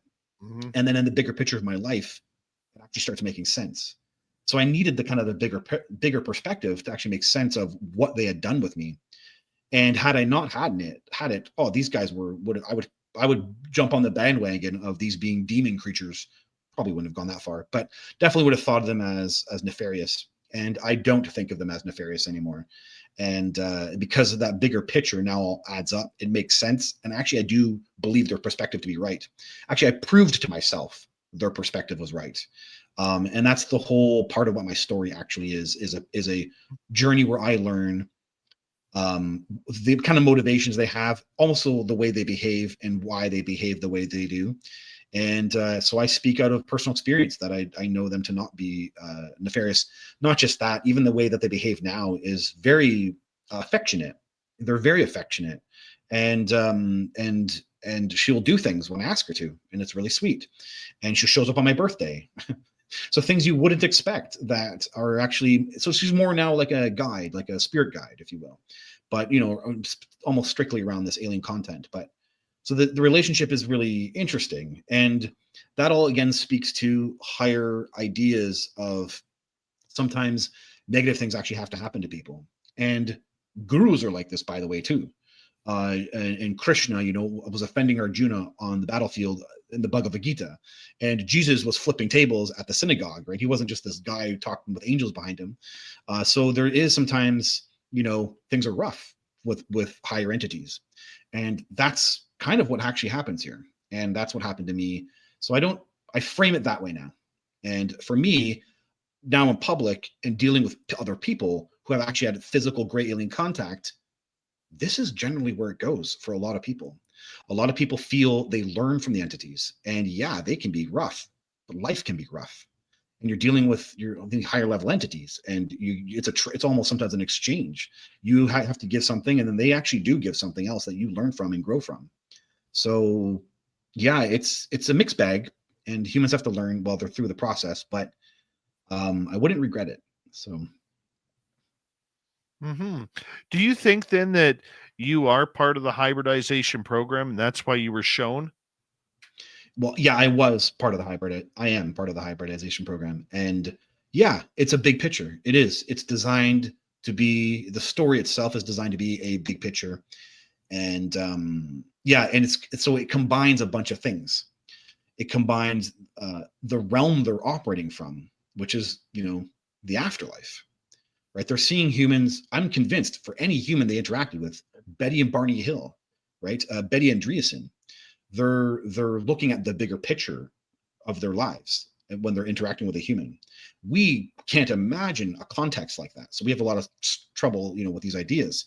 But for me, they prove that they're able to kind of see big picture content. And does that mean things are predestined? I don't know that actually, but there is some degree where, inside of quantum reality, these ideas can make sense, but there might be some kind of predetermination to some degree, and that they can foresee those things on a quantum computer. So that seem to be kind of the part of the picture here, that they're operating on these higher levels. And I actually don't remember the question. We're getting a little later. Just here. Being a part of the hybridization. Oh yeah. Program. Yeah. So yeah, that lends to the reason behind that it has a positive, it's for us. That's what it is. So I do believe the hybridization program is for us, for humanity, that these actually entities can benefit and will help us. And, we might be moving into a new dimensional realm of understanding about what reality actually is. And entities like this might help us with a transition like that. All right. I got a bunch of audience questions here for you. Yeah, so we're just going to fire them on up. We're going to start with Shelly here. Do you get exact times and directions to look? So you must mean about like orbs or the sightings, yeah. I'm assuming. Yeah. No, it won't. Okay. This is going to, rack your brain. And it matches paranormal activity for people who study the ghost world. It's like they know where, what I can see in the moment, the angles that I'll be looking at. I never actually have a scenario where, it's hard to say it this way. It's almost like I just know to look. So that is kind of something really weird about the observation. There is an observation game that goes on here where they know of what the horizon, or maybe what's in my field of view. It's actually one of the key indicators that I know it's them. One of them, obviously, odd behavior is another. But but they will know where my eyesight is, and that's a really wacky one. In fact, I've actually had a scenario where I've stared into blank space, knowing that she was there, and then she shows herself. So while I'm looking into empty sky, so there's an observation game that goes on here. That's part of paranormal activity in general. So there's some kind of weird thing with ghosts can play with your observation, as if maybe observation brings them into this realm. I don't even know if maybe something like that, but yeah, they do know where I'm looking. And sometimes I have been directed, like look up, and then I'll look up. I can actually feel the impulse or maybe the telepathy to look up. Yeah. And I look up, and then right in front of me, like dead center, is a bright object, a bright orb, and it's sitting right there. So I can get those messages in the moment. That's probably the best way to frame it. Yes, I definitely get those messages in the moment. Not any more further than that. Like not a minute before. Has to be in the exact moment. I'll definitely get some type of telepathy about it. Yeah. All right, let's go to another question here. Let's go to Sierra. If gray aliens had biological robots, then who made them, or who did they make themselves? How does it work? Yeah. So this is my best understanding. They are operating out of a paranormal dimension that humans can't go to, that our physical bodies can't go into. And they're using these bodies to interact here. And they may take those bodies over there to some degree, or they're created from DNA that's originating out of that realm. I don't understand it fully.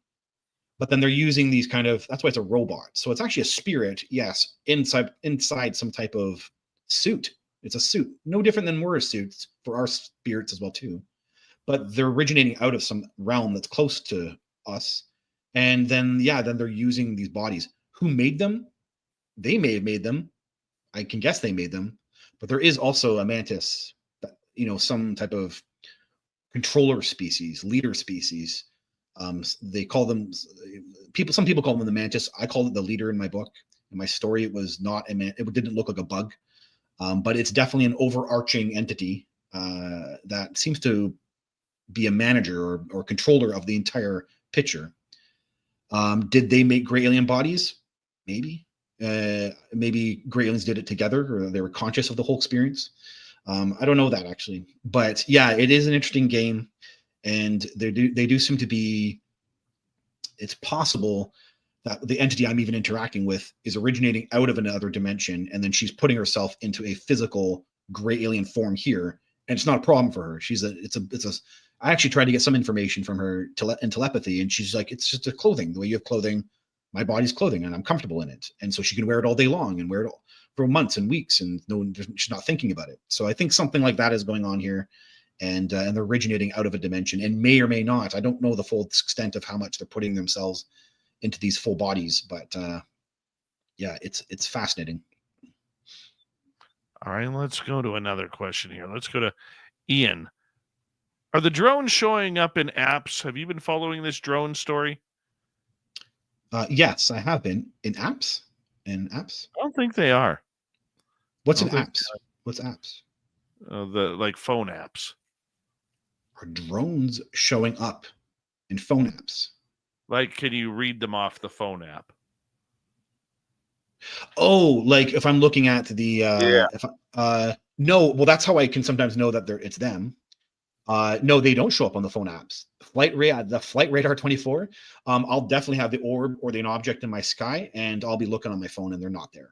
Yeah, because the flight radar is actually specifically picking up I think a transponder from the planes. So it's not picking up an actual radar. It's picking up a transponder. That's how it knows the flight details. Yeah, and there's definitely you won't see them there. So I recommend Flight Radar 24 and what's the other one? Just Sky. I have two there. Skyview Light. Yeah, Skyview is good for the satellites. All right, let's move on to Sierra.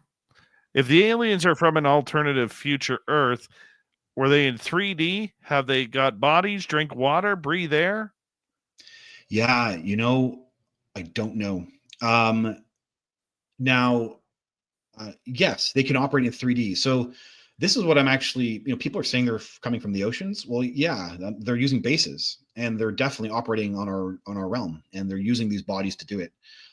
So that is 100% the bodies. And I'm actually convinced to the bases and the crafts are all in 3D, and that's them working in these realms. I 100% believe that. Do they? Yeah, they. Well, okay. So I've actually done some research on the. There was a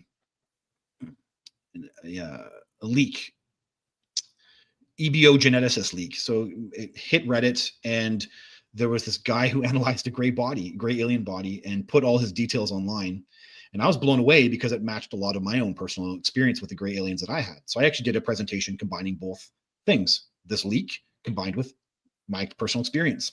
And yeah, they have physical bodies that are still operating and need, and what he discovered matched some idea of what I believe to be occurring, that they do link up to some type of tech. So the I don't know how that happens, but the bodies are possibly connecting to a type of tech, maybe a bed or something, I don't know. But then, yeah, they're still operating them, and they're using them, and they need to breathe air, and they do need to drink some type of substance, and they do have waste as well too. And I confirmed that from having my personal experience with my entity. That's what happened. Well, I saw her drinking.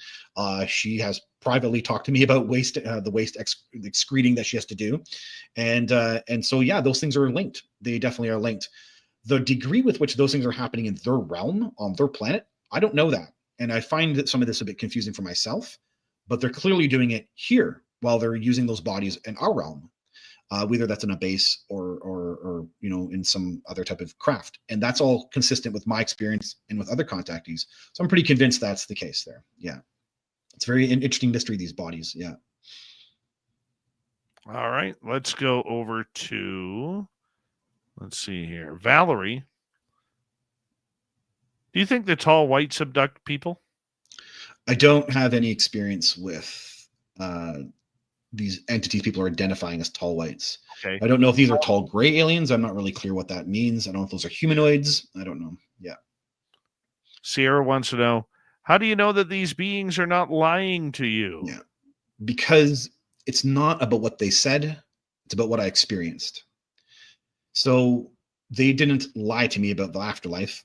I saw the afterlife. And for someone who, when you see the afterlife, it alters you. And that's how altered I am. So it's not a lie. It's what I saw.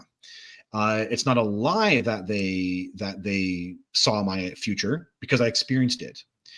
So then I have to handle the experience part of this. The information telling me things is very minor, actually, in my story.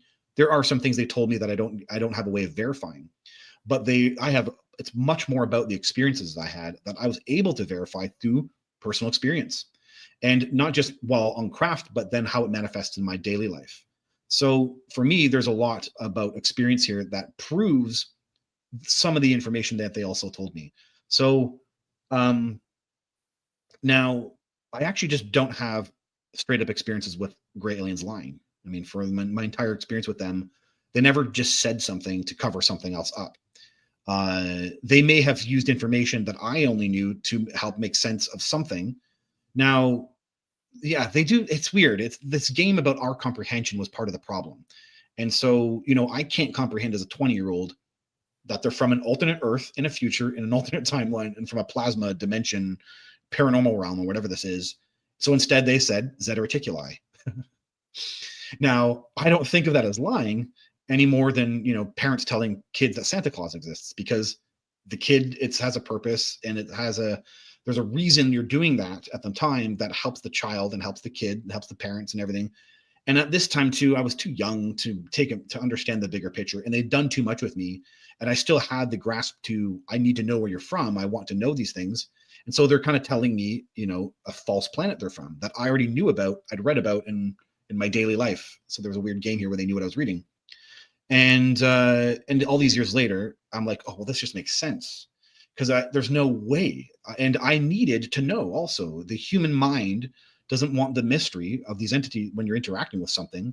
So you're kind of actually saying, tell me where you're from. I want to know. I keep wanting to know where you're from. And then eventually they're trying to quelch that interest. So they're just telling me something. Did they lie? I don't know. All these years later, the answer was actually just too big, so I couldn't know. So the answer was too much outside the realm of my own consciousness. So you have to think about what that means, but that's, for me, I don't consider it lying. So yeah. All right, Jeff, we got about 22 seconds with you left. Tell everybody where they can find your book. You got it. My book is The Rising, the Alien Plan to Build and Enlightened City on Earth. My book is available on my website, www.jeffselver.com, JEFFSELVER.com. And yeah, the ideas, they're coming, people. So yeah. There they That's are. it. Jeff, thank you so much for coming on Spaced Out Radio. Coming up next, we head to the swamp. Then little Timmy James will be here with the UFO report. We'll be right back with more Spaced Out Radio right after this. You're listening to Spaced Out Radio with your host, Dave Scott.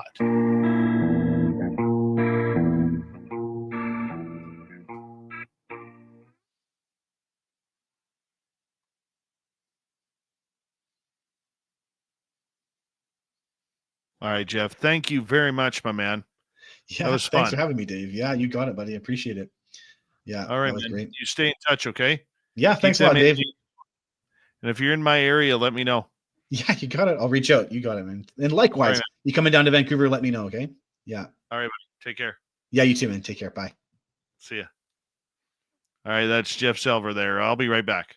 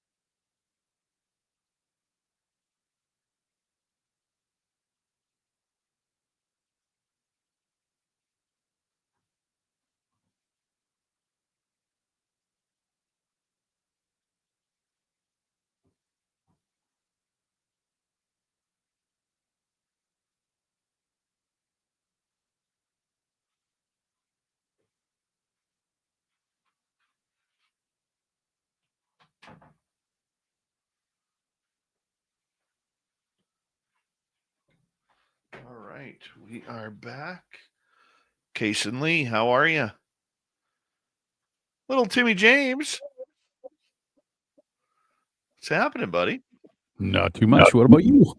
Well, besides you trying to blow out your eye and the wife knocking herself out, I mean, it's been a rough 24 hours for you guys. Yeah, it's been stupid. Absolutely stupid, but everything's okay, so that's good. All right, Swamp Dweller's about 5 minutes, 19 seconds tonight. All right. All right. Thank you tonight to Aloha Dave, Mel WD40, Sensational Shelley, Deborah Rooney, Blue Cruise, and Mama Catherine for the great super chats tonight. Appreciate the love and support. And don't forget to shop at your Spaced Out Radio store. We do not have ugly swag. People know ugly swag. Here we go.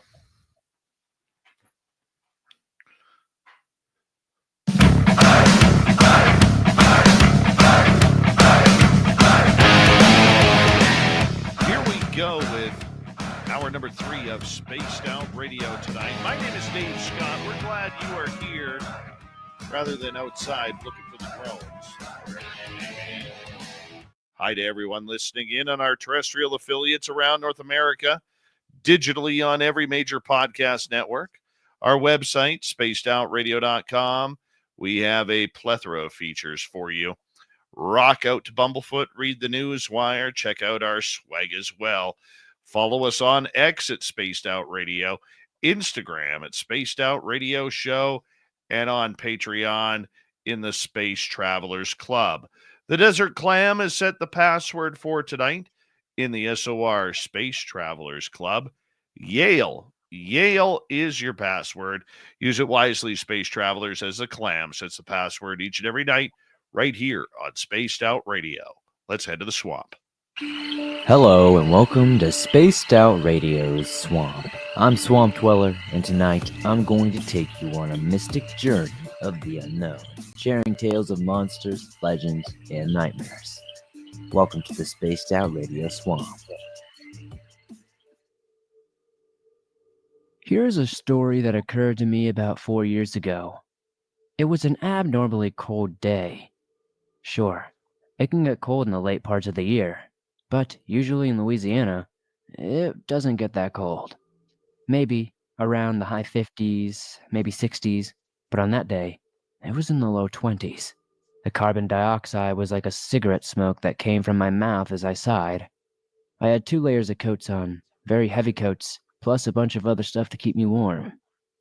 It was a long day at school, and I was ready to get out of there. The school is surrounded by somewhat dense forest. I always look in the tree line as I walk home from school, because I just feel like I'm not alone and I'm being watched. As school ended, I eagerly barged out of the gates and started walking home. My house is a good 30, maybe 40 minutes away. I walked down the same path through the woods as I always did, when suddenly I heard a scream, or more like a screech, that echoed in the forest. It has probably been 20 minutes since I began my walk through the woods, and it's already getting dark. I then begin to smell the stench of something rotten. That is when I almost trip on something. I looked down and almost puked. There, in front of me, were the horrifically mangled remains of a man who had gone missing a few days prior. I froze and moved only my eyes spastically left to right. Nothing. Suddenly, the same screech echoed in the woods, but this time closer than before. I froze again. Then I heard the spine-chilling crunch of leaves and sticks not too far away from where I was. Then, from out of nowhere, the temperature suddenly spiked. It went from freezing to what felt like summer weather, meaning that it gets to almost 110 degrees out of nowhere. By now, I was scared out of my mind. I started fast walking when something felt like it was watching me. I swerved around, and with the dying light, I saw it. It was fast. So fast that I only caught the sheer size of whatever it was. It was at least 8 feet tall. I screamed unintentionally and ran. Then, I tripped on the roots of a tree that were probably 3/4 of the way through the forest, which ended up absolutely murdering my right leg. Then, I saw those eyes. It was pitch black and the temperature was so dang hot But I know what I was looking at. It was a set of eyes, at least 15 feet away, just staring at me. They were glowing yellow with jet black viper pupils. I slowly reached in my back pocket, not leaving the vision of those eyes. My fingers met my phone, and I pulled it out gingerly. I turned the flashlight on, and I still have nightmares about it to this day. In the few seconds I had, I screamed the absolute crap out of my lungs at that sight. The beast was dark crimson in color, almost like blood. Its sternum protruded from its chest with a point. It had long, black hair with 2 curved crimson horns. It had 2 pairs of blood-red wings. The upper ones were massive while the lower ones were shorter and thinner. A long crimson tail flicked in the air as well. Instead of fingers, it had what I can describe more like clawed talons. But what the most horrifying thing about this creature was its unholy grin. That darn grin was stretching to its ears, and its teeth were huge. These teeth, if I had to guess, were at least a foot long or so. They were like kitchen knives. Before I could even take a picture, it ran off with such speed that it pulled air away. And I started limping away, not noticing that the bone in my leg was literally protruding through my skin. Then I fell, looked up, and there it was. It grabbed me and hoisted me in the air. It had me face to face. It snorted in my face. It reeked of decay. It was the most disgusting thing I think I've ever smelled in my life. I was 13 at the time, and I was a major wuss, some would say. I cried. I sobbed, and my face went to tears. It is at that point the creature, maybe feeling sympathetic, cocked its head and put a finger to my mouth. It was burning hot and felt like stone. Then, everything went black. When I came to, I was at my front door, confused. I looked around and saw very clearly the same glowing eyes at me from bushes in the garden. But as soon as I saw them, they vanished. I then looked down at my leg to see that it was back to normal. But I turned my leg over to see something, or someone carved a huge symbol into my knee. I don't know what it was I saw, but I started writing short stories about it ever since. Thank you, Swamp Dweller, for another great story just like that. If you want more, just head on over to YouTube. Type in Swamp Dweller. Thousands of stories just like that will pick up right for you. Here we go to the UFO report. That is an interplanetary flying space saucer.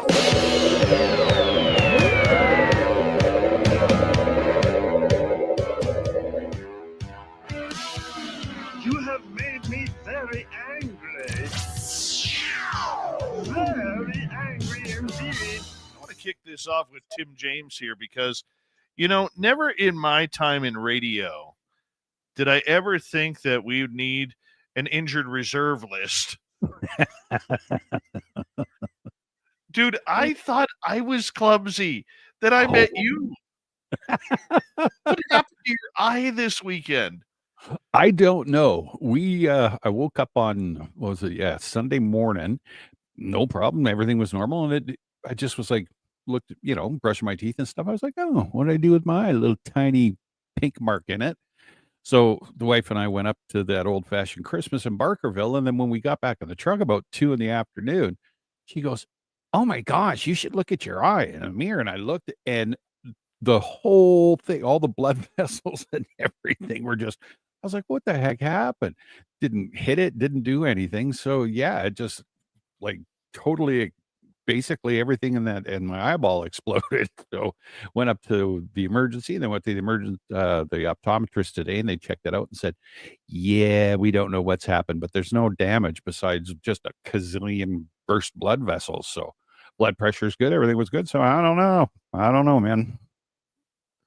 And while you're doing that, your poor wife slips and falls and gets a concussion. Yep. I was heading up to the road to go see the optometrist, and the phone rings. I said, oh, that's unusual. She doesn't usually call me during the day. And she's, hello. I was like, what's going on? She goes, I'm going to the hospital. I was like, oh no, what happened? So long story short, she was standing up on step stool or whatever, and she was storing some stuff up in some cabinets. Stool slipped out. She went butt over tea kettle and smoked the back of her head off of a landing, and that's got the staff washroom in it. And she doesn't know if she knocked herself out or not, but yeah, she minor concussion and she's upstairs sleeping. And I keep going up and, are you okay? You okay? So yeah, it was a fun day, fun couple of days. You know, I've had about 5 concussions in my life. Mm-hmm. 4 of those happened when it was just called getting your bell rung. Yep. By the way, nice can of WD-40 on the shelf there. You like that? That Yeah, tribute to Mel or what? absolutely. Good. Yeah, I remember when I was 17, I got hit really hard. And literally, I remember getting up from my bed and all of a sudden the vertigo coming in and falling right back on my bed because I had zero balance and Yep. everything was spinning. You know, Mhm. back then we didn't know, right? No, of course not. I think I was like 12 years old when I got my first major concussion, and that was, I still to this day don't remember that day, don't remember anything about it. All I know is that I was told I was running over doing high jump. We were practicing for track and field, and they pulled one of the guys, thought it'd be funny to pull the mat out from under me. I went over the high bar and landed right on the back of my head on the cement, and then That's that fun. was it. Oh yeah, it was great. That's fun. Yeah. Yeah. Yeah. I was 15. Mm-hmm. First time I had a concussion. Yeah. Lined up a guy to drop my shoulder on him. He is coming around the net. I still remember it to this day. He's coming around the net on my left side, and I figured, I got you. You know, I'm just going to look at this guy. At the last second, he jumped up, and he elbowed me right in the chin. I did this 360 in the air. Mm-hmm. Out. Broke my teeth. Broke my nose. Full concussion. I hit the ice. I didn't know where the hell I was. Yep. And he knocked the wind out of me, so I couldn't breathe. Oh, geez. Oh, yeah. It was a scary one, man. And I remember one of our players, his dad was a doctor in town. Right. And so they finally get me off the ice. You know, he comes down onto the bench. He just got his bell rung. Make sure he sits out a period, and then you go back in. Oh, all right. Yeah, 2 years later, getting vertigo. Mm-hmm. Mm-hmm. Those were the days. Oh yeah, yep. Is it Yeah, bleeding? Nope, you're fine. Oh yeah, and yeah, that was really nice. And I was bleeding, Mm-hmm. but I didn't wear a mouth guard, and I had braces on. Oh, dude. So the Hamburger? braces absolutely ripped my gums apart too, right? Oh, it was a good one, dude. It was a good one. You know, so lots yeah. going on in the UFO world. Yeah. Where do you start? Do you want to start with drones? Do you want to start with Trump? Do you want to start with James Fox? Well, let's do the James Fox thing. Did you manage to get to watch the program? I did watch the program tonight. Oh, I paid the $28 Canadian to watch it, and it was good in typical James Fox fashion. It was. I thought it was good. He talked to numerous people about this. I wish he would have spent a little bit more on the whistleblowers, because he had a couple of whistleblowers out. One called U.S. Navy X. Yeah. And then Jason Sands, you know, it was weird hearing his Area 51 story. And that's the exact same story that Courtney Marcassani and I had broken on this show. Oh, wow. Back earlier this year, and gotten not in trouble for, but we kind of got a slight hand tap from him and other people on that, you know. So it was, and we kept it quiet. We kept it quiet after that. But yeah, it was interesting to see. Well, I that's did. I will admit, I did get a little angry when they brought up the Wilson Davis notes. Okay, yes. because that one will always sting me because that story was supposed to break on SOR, That's and we right. got screwed out of that one. So that one's a little bit still sticky for me, but I can't say too much about it because the person who kind of screwed up on that one is now deceased, and I don't want to talk ill of the deceased. Yeah, no, I get it. I get it. Well, that Navy X released a statement. So, got it right here. So, the statement on the release for the program and the need for UAP and NHI transparency. So he writes over the course, excuse me, over the course of a normal life, a normal human life, the possibility of simultaneously doing the right thing and advocating for transparency on the most monumental issue facing humanity is rare. Rarer still is the chance of doing so alongside someone who has made it his life's work to push for the truth via those intricately connect to that reality. It has been one of the greatest honors of my life to work with James Fox and appear in the program to help him accomplish his mission of letting people know that truth, that humanity is not alone.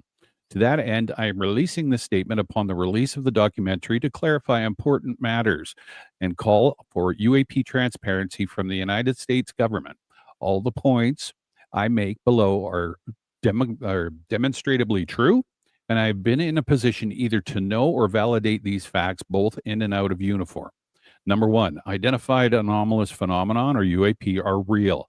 While some may be prosaic in origin, the United States government also has proof that of UAP that can only resolve is in assessments to craft and devices of non-human intelligence origin.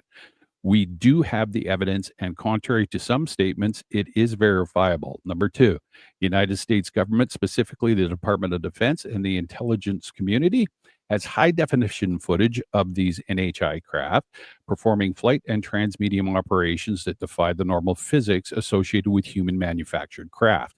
I have seen such high definition footage with my own eyes. Numerous briefings, pictures, and videos remain classified, demonstrating those UAP and are of non-human origin and are subsequently kept from the public and from science. That is both abhorrent and immoral. Such footage includes examples of NHI craft as well as transmedium orbs, some of which have been filmed not only in HD, but in full color in broad daylight. One such video included those parameters features an orb coming out of the water in the northern Persian Gulf and flying anti-gravitatically before being joined by another such orb coming out of nowhere and then flying off while the first orb continued to be tracked. Both orbs had white shimmering plasma-like appearance with no sound, wings, rotors, or other such features of human-made propulsion. Other footage features remarkable close and erratic movements alongside our national assets. In one such instance, relayed to me by a reputable, highly cleared member of the IC, an aggressive orb forced a drone operator to take evasive action and matched its descent and speed every step of the way on the drone's right wing before eventually zipping off. This was recorded in 4K resolution or better. Congress should demand that such footage be shown to them in hearings as well as released for the public record. Close approaches of Russian and Chinese aircraft to U.S. aircraft are often released the next day, but these are very revealing video files continue to be suppressed. Members of Congress and some presidents have been lied to about the evidentiary materials and very high nature of our place in the universe for decades. They have been treated as temporary employees without a need to know when, in fact, they are elected officials responsible for the oversight and leadership of the United States. Additionally, whistleblowers have been threatened, some with threats of arrest or harm to themselves or their family members. Many may want to come up forward, and some have, while others remain afraid for themselves and those close to them. This must be rectified by Congress and more transparent and supportive executive branch. This will be my only statement, and I will not appear in interviews or podcasts or as overall disclosure is more important. But I want people to know that I remain steadfast in my support for NHI disclosure behind the scenes. It has truly been an honor and a privilege to network and speak with disclosure proponents, witnesses, congressional staffers, and others dedicated to revealing the greatest developments in human history. We are not alone in the cosmos, nor are we alone on this planet. The process of making this truth available to the public continues.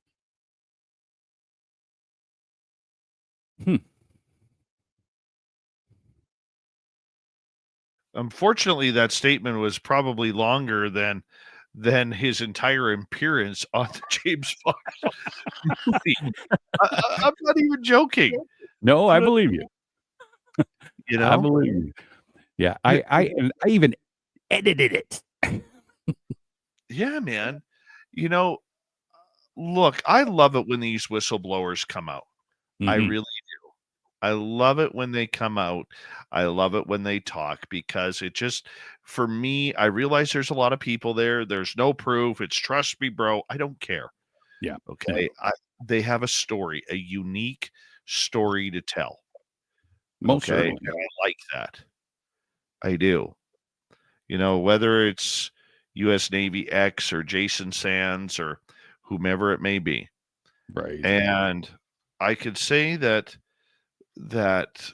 I wish James Fox had put a little bit more of him in there. I wanted to know more. I was curious about knowing more, and we just didn't get it. Just didn't get it. You Well, know, and I thought a lot of it was a recap of everything we've already been talking about for a couple of years. right. Okay, going back 22 to 24. Yeah. I mean, perfectly filmed though. James Fox is a creative genius Mhm. when it comes to putting a movie together. Yeah. He really Well, see, is. that's always seems to be disappointing to me anyway, and I'm sure to a lot of people out there. But when you really hope and this has been advertised or it's been the talk on a lot of places for a while, and it comes out, and then hearing from you that it's kind of a recap of what we may already know and what we've already heard. That those ones always kind of deflate me. It's like, dang it. It's like congressional hearings. Hey, there's you know what I mean? Oh, I get that. And I don't mean that Mhm. to be a shot at James Fox. I'd No, love to no. interview him on it. You know, I think the guy is a brilliant director and producer. I really do believe that, you know. Mhm. But I think that uh, I would have liked to have heard more of the whistleblowers. Yeah. To me, that's what the program was all about. Even Yeah. Sarah Gam, who's been in the media recently, you know, even her role wasn't as big as I thought it should be. You know, but Really? that's me nitpicking. You know, otherwise, I would recommend everybody to go see it. James is one of the good guys in this field, and I would I would pay the money to see it. It's a great recap if you're trying to figure out what everything is going on. Mm. It's a great recap. So you could go on Amazon right now and order it. It is well, $28 Canadian, so about $4 American, and you'll be good to go. Tim, hold on right there. We're going to go to break here at the bottom of the hour. When we come back, let's talk some Donald Trump and drones on Spaced Out Radio. This is Spaced Out Radio and your host, Dave Scott.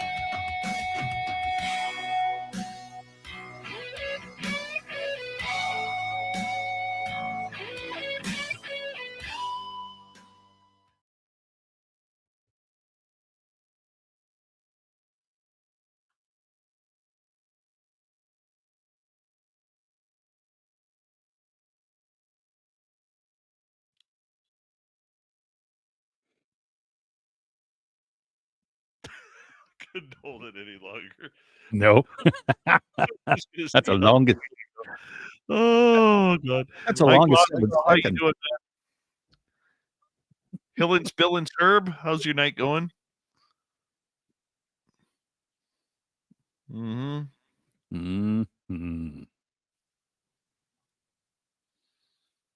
Good to see some snow this week. When it was snowing earlier today, I was like, come on, just bring it down. Bring it down. Dump already. You should have seen the stretch. Once obviously you've been up in towards Barkerville and stuff, but leaving Quesnel and heading up the hill, and then once you get up in that, what is it, 75 kilometers in, that snow, every single tree, the branches were just white and like it was. Oh yeah, it They got was a dumping night, unbelievable. Was Quesnel quite filled with snow too? No, it was really wet and kind of gross, you know. Oh. But yeah, turned off, and then as soon as we got up the top of that hill there, it was like, here we go. Mike Bothwell says it's raining here in Ottawa. Yeah, it's because those are all the liberal tears that are crying for their dear leader to keep us going. Oh God. I was so excited today watching all this. I couldn't work today, dude. I was just like, screw this. I'm into politics today. I know. I was sitting in my phone's ding, ding, and I'm looking over. It's like, what's Dave talking about? Oh yeah. Yes, sir. Mm-hmm. You're just looking at his face. It's like, oh man. Hasta la vista. Get the white towels going. Mm-hmm. Oh yes.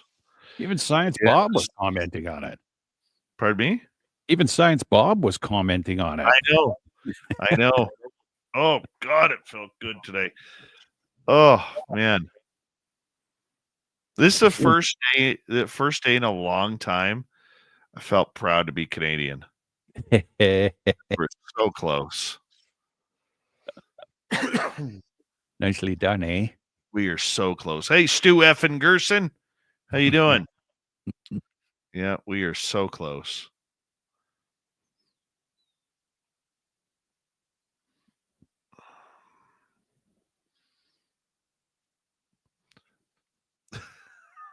What? I don't have the chat up. I've had a good day, man. I've had a good day. What can I say? That's awesome. Yeah, man. Joe, you lost in 1812 and you lost in 1867. You're 0-2 against us, okay? 0-2. Mm-hmm. Mm-hmm. Yeah, they were saying that likely an election will be February, March. Mm. Did you see the other leader all of a sudden now going, yeah, I don't think I'm going to stick behind him. Yeah. He's the worst scumbag in Canadian political history, man. Wishy-washy, man. Oh my God. Yeah. He's got 2.3 million reasons to be. Mm-hmm. Mm-hmm. He did. In the meantime, let's plunge into another $61.9 billion debt or deficit. Mm-hmm. Wow. That's going to be fun. Okay. I watched the calculation on that today. Yeah. If you cut everybody out, it's only 22 million Canadians who are actually paying for that. What? Once you whittle it down. Yeah. Okay. Ridiculous.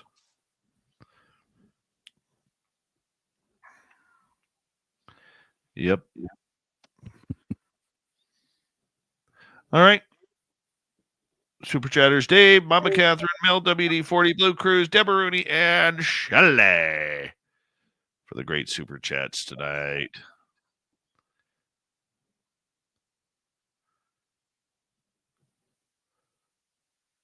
And don't forget, you can shop at your spaced out radio store. We do not have ugly swag, people.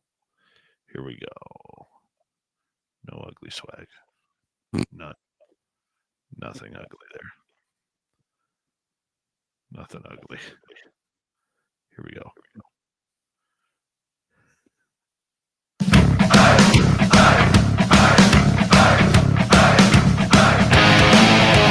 Final half hour of Spaced Out Radio is now underway. Good to have you with us.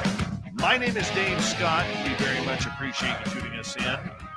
And reminder to all of you that if you missed portions of this show or others, you can check out our free archives on YouTube or any major podcast network. Our website, spacedoutradio.com, we have a plethora of features for you. Rock out to Bumblefoot, read the news wire, check out our swag as well. Follow us on X at Spaced Out Radio, Instagram at Spaced Out Radio Show, and on Patreon in the Space Travelers Club. Here comes little Timmy James, a UFO report, and our good friend of Spaced Out Radio. Tim, how you doing, buddy? Good. Doing very well. So I see that the president-elect made a few comments about the drones today. So, yeah, fill us in. Yeah, so he, I guess, on his Truth Social, he posted that he believes the government knows more than what they're saying. Big surprise. But his quote was, "Let the public know and now. Otherwise, shoot them down." He posted on his social media site. He also he was quoted as saying, and the government knows what is happening.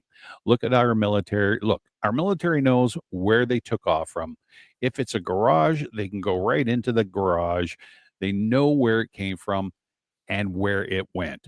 So he's even, I mean, he called out Biden's administration and stuff today and was like, hello, what's going on? So he's into it now, along with a ton of obviously other politicians. But yeah, didn't really get to, he didn't dig deep into it. But yeah, I was like, all right, good for you. Yeah, see if we can jumpstart some people and get some stuff going here. But it was funny because after I watched or read his post and then watched his news segment from Mar-a-Lago, about 10 minutes later on my X feed popped up that new multiple sources confirm that the House Intelligence Committee will get a classified briefing on drone situations tomorrow afternoon at 2. So don't know why it'd have to be classified. Since it's, everybody knows what's going on. So yeah, that's the next rumor that's going around. So we'll see what happens there as well, right? Well, I think it's going to be interesting, because I had some people really step up on the weekend and chat with me about this. And I think there is something really, really ugly out there that this may be. Now, I'm going to put a hypothetical scenario because there's a lot of talk about missing nuclear weapons. Right. Okay. These drones, without the sun being in the sky, have a better way to detect radiation if that's the case, because the sun's radiation would screw up any sort of radiation showing up on the thermals that these drones have. So I think, and I'm not saying that I got this information from anywhere, this is purely my thought. Right. My stance is changing on these drones a tad. Oh, okay. They are not aliens. I don't think they're alien at all. Mm-hmm. They are man-made. They are American-made. They are from America, not China, Israel, Russia, Iran, Syria, Canada, UK. They're not from any ally or adversary. They're American. And I think what they might be doing is actually scouring the U.S., that East Coast, and even parts of the West Coast, looking at ports, looking at sensitive areas to see if there is any type of thermal radiation that could get picked up. So they're on a basically what you're saying is possibly a lost and found mission. Would that be a way of putting it? Could be. Or threats. Like because I heard somebody else or read somebody else had maybe mentioned that too, that they were looking for missing stuff. So I was like, okay, I just kind of glossed over it and thought, yeah, another theory, but yeah, that could be it. I mean, if they're lost or if they're looking for threats, who knows? That would make sense though, right? Especially in the state of the world right now, but I don't know. I Well, don't look, know. Mhm. there are countries out there. I mean, there's a lot of theories that we could have. Sure. A lot of theories. Okay, that we may not fully understand, Mm-hmm. but there's a lot of countries out there who are petrified of the coming president. True. Okay. Russia has a lot to be concerned about. China has a lot to be concerned about. Ukraine has a lot to be concerned about if they cut off funding. Right. Hmm. Okay. Yeah. Good point. So there's a lot of people out there who may not be too happy with the next president's intentions. Got it. Yeah. Yeah. Now, I'm not saying I know that. Yeah. Okay. I'm being, hypothetical here, Sure. but it Sure. makes sense. And tonight, apparently, there was less drone activity over the East Coast. Right. How would they all of a sudden know, for instance, how would they all of a sudden know that there is no threat from these drones? Mm-hmm. And Trump Yeah. saying, and Trump forcing the issue of Biden and them to talk about it by saying, we already know where they're from. The U.S. military and the government already knows where they're from. They know where they're landing. Right. Well, of course they do, Yeah. because they're the ones who sent them up. Makes sense, doesn't it? Absolutely. Yeah. Well, I guess, who knows? I mean, if this hearing happens tomorrow, we'll find out. But we know that the patience is running super, super, super thin in New Jersey. So, Representative Mickey Sherrill released on Monday a plan meant to help the federal government locate and track drones seen frequently across her district and the neighboring areas for months. Sherrill, a retired Navy helicopter commander, ripped the current presidential administration for, like we were just talking about, a lack of coordination and communication, as reported drone sightings and concerns about their origins take hold of the Garden State. After weeks of unidentified drone sightings over New Jersey, two things are clear. One, the drones remain unidentified. And two, the people in New Jersey need clearer, more consistent communication as to what our government is learning and doing about the drones. Sherrill, who is running to be New Jersey's next governor, said on Monday. New Jerseyans' patience is getting very thin, including my own, she continued. The current administration is facing fierce bipartisan blowback for its response to drone sightings throughout the Northeast. While most of the reported drone sightings have happened in northern New Jersey, there have also been reports, as we all have probably heard, through New York, Pennsylvania, and U.S. military installations across the East Coast. Lawmakers in both parties have urged the Biden administration to provide more information about the provenance of the mysterious drones and settle public concerns about their origins and intentions. President-elect Trump also criticized the Biden administration over its drone response Monday and claimed it was withholding information to keep people in suspense. Homeland Security Secretary Alejandro Mayorkas said Sunday that there was no evidence of foreign involvement with the drones and said the administration was working vigilantly to figure out their origins. Sherrill's plan calls for the federal government to deploy a fleet of MQ-9 Reaper drones with special tracking capabilities that are currently operated by Customs and Border Protection. She also called on congressional leadership to convene a classified hearing with House and Senate committees that have jurisdiction over national defense and law enforcement. The hearing, Sherrill said, should include testimony from leaders from relevant federal agencies. Sherrill said that the Biden administration must take further steps to streamline and centralize its probe into drone sightings. She said that North America's Aero and the NORAD should lead a federal drone task force and urged the Biden administration to immediately implement a clear reporting process with ways to release non-classified information to the public. So, yeah, I think everybody's fed up by the sounds of it, especially if you live in New Jersey. I think you're fed up. They're all fed up, and you can't blame the people. Nope. Okay, they're not getting any answers. They're not getting any help. No. The politicians locally are not getting any answers. Mm-mm. Right? I mean, how do you continue on with this? Yeah, I think that like even we discussed when this all started to sort of emerge, I think we all agreed that they're backing themselves into a corner, or they were backing themselves in a corner, and they have. It's taken on a huge life of its own, and the speculation and stuff has gone overboard.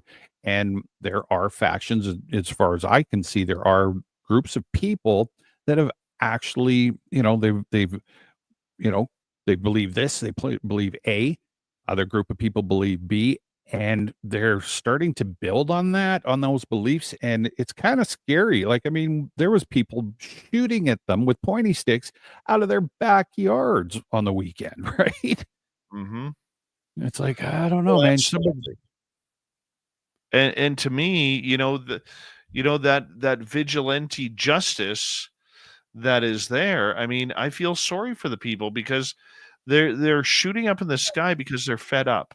Mhm. They don't know the danger of it. They don't know if it's aliens. They don't know if it's Russian. They don't know if it's American. They don't know anything.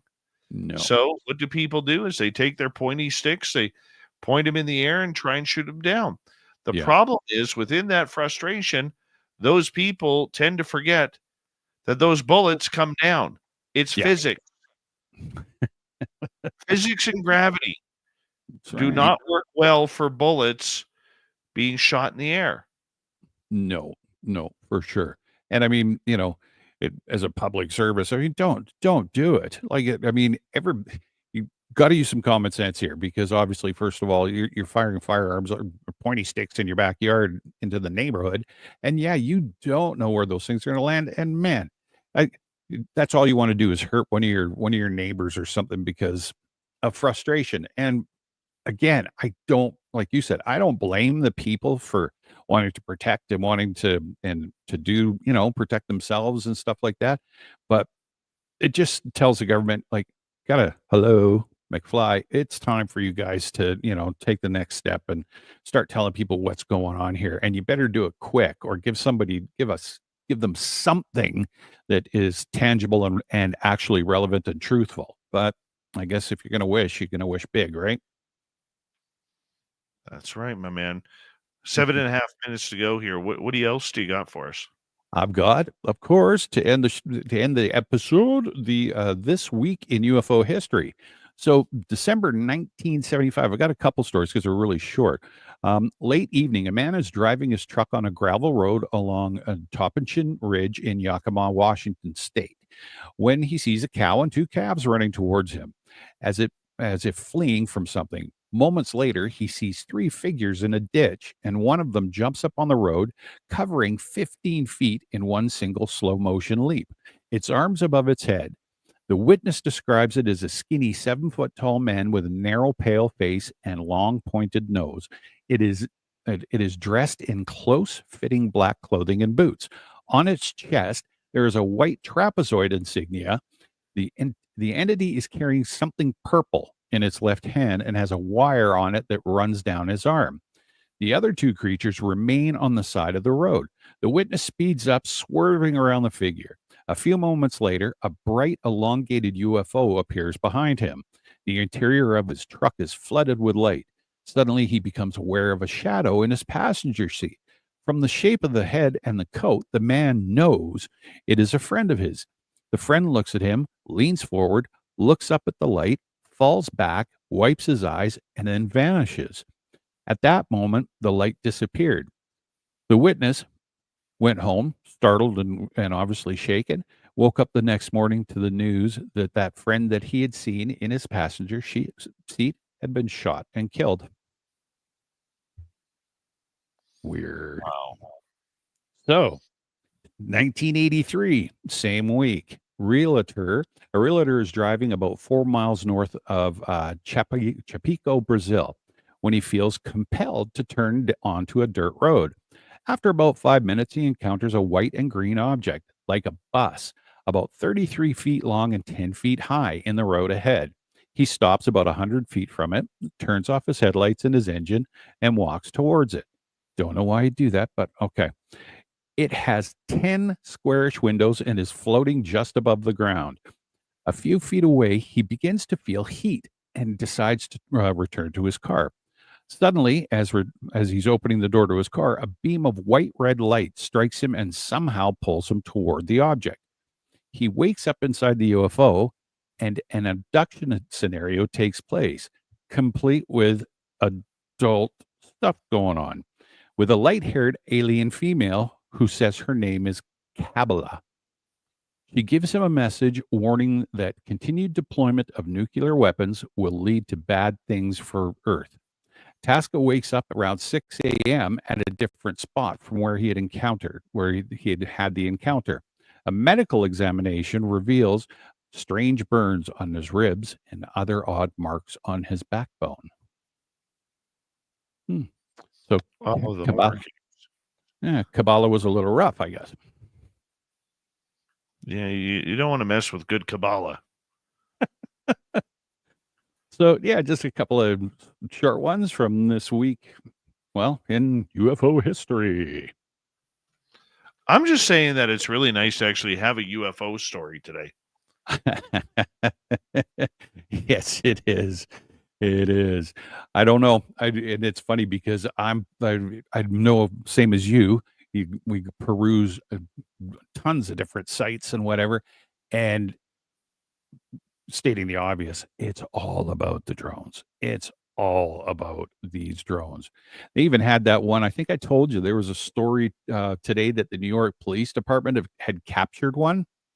And there's a picture of the guy standing wherever in the bullpen in their office with this huge industrial drone. So I read the story, and it's one of those, oh, all right, here's breaking news. And, it's got the big breaking news headline. And then you read down a little further, and it was some Chinese, I think he was some sort of inventor and quite a large businessman, right? But yeah, and you know what? That picture reminded me. Remember on Shawshank Redemption where they find his little pickaxe? Yeah. In the shed, they get the black and white photo of the little hammer, or chisel or whatever it is. Yeah. That's what it reminded me of with that drone. I know. It was like, and first of all, the guys from no offense to any of the New York police department's finest, but those pictures, they looked like mall cops. It was terrible. But I guess when you finally get down to after the whole long aired story, and the guy, this Chinese guy says, "Oh no, that was left over from a staff party, and it's been broken for months, and it was sitting out on a patio or on a sidewalk just outside of his building."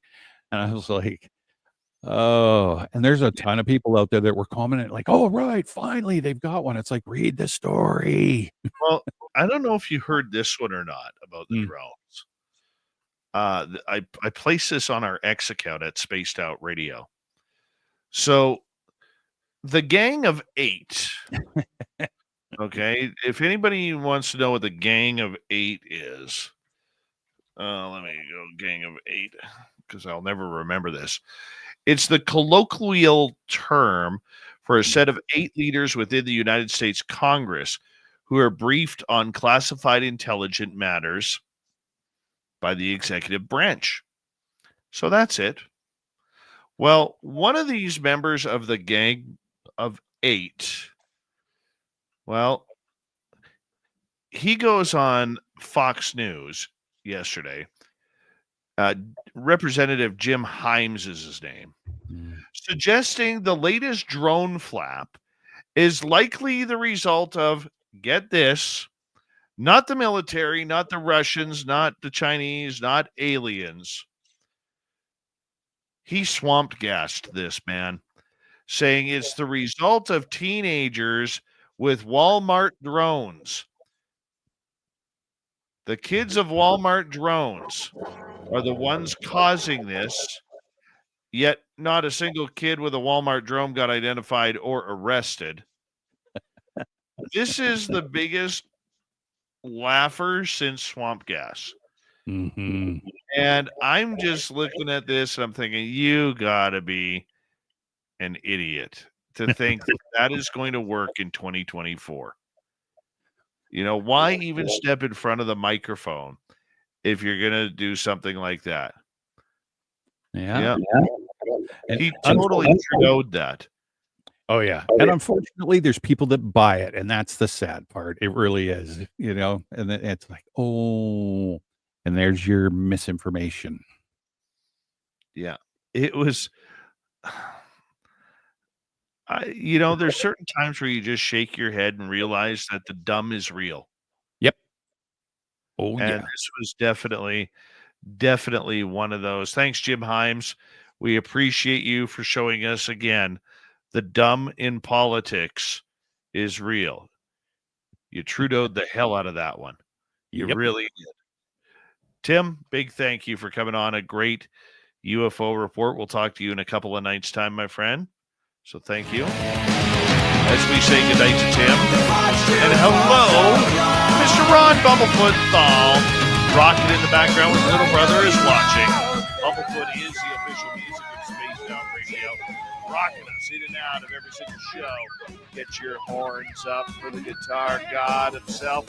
Special thanks to everybody listening in at work, at home, in your cars, wherever you may be.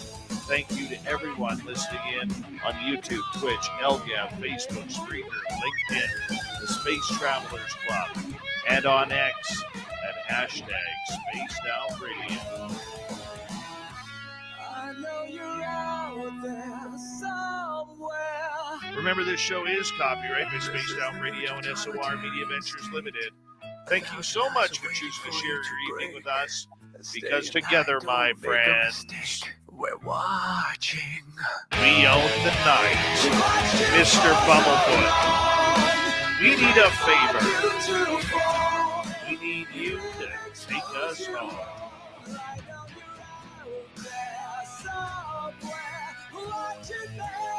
Yes, the Blue Train has docked for the night, but soon, my friends, we shall ride again. Your seats are always available. Your tickets never expire. And if you want to bring a friend, we've got room for them too. Good night, everybody.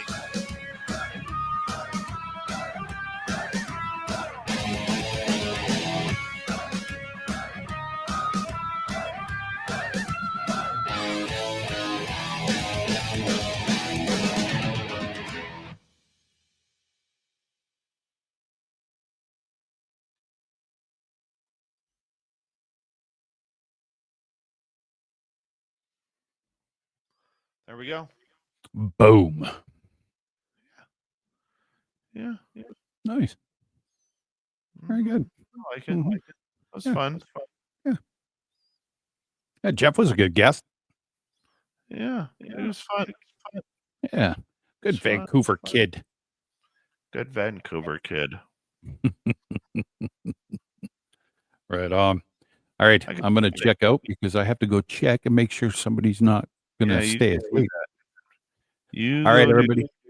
Give her a big hug for me. I definitely will. And apparently she says she's going to work tomorrow, and I'm going, don't know about that. We'll see. All right, guys. Have a good night. It's not like it's something serious. No. It's a hangnail. All right, guys. Have a good one. Good night. Good night. And he will be gone. Oh, yeah. We own the night.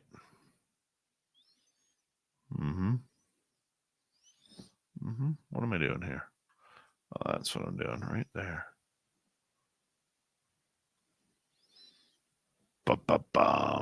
Dr. Michael P. Masters tomorrow night. Power Show Extraordinaire. Tamara.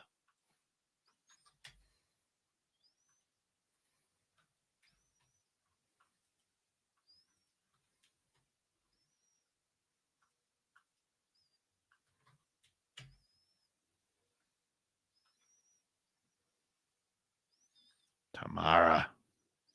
Gonna be fun.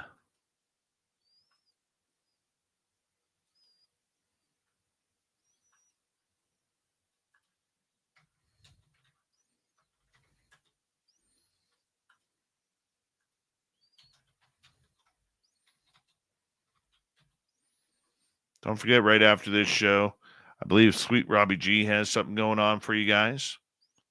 So make sure you check it on out.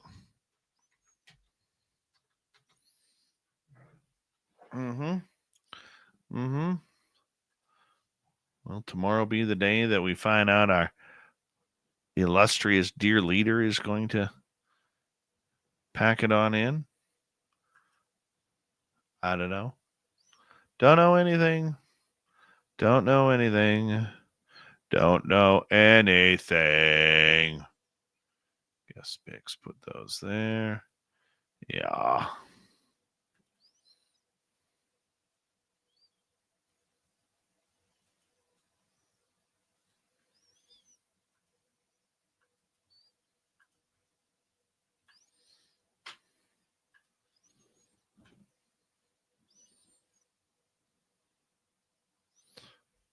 It hasn't flashed tonight. I don't know why.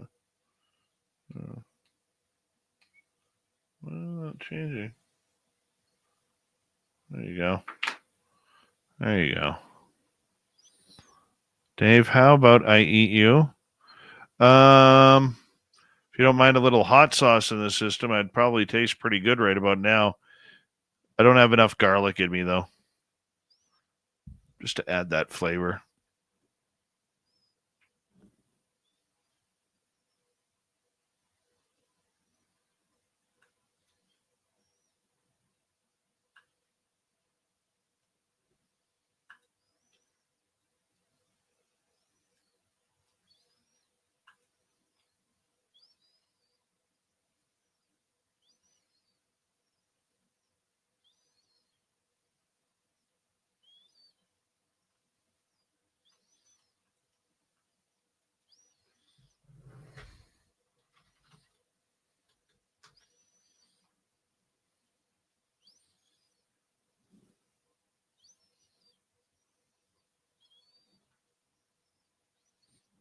Dave's a big garlic guy.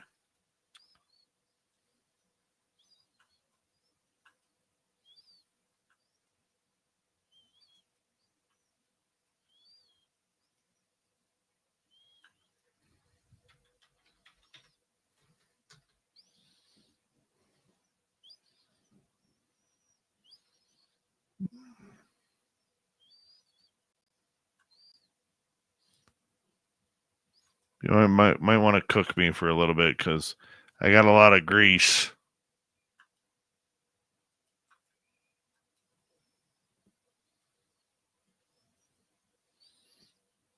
Oh, yeah. Dave would take Stargazer. Dave would totally take garlic. Thank you, Cosmic Joe. 1 second here, Paramarv. I'll get to your question here. Give me 1 second here.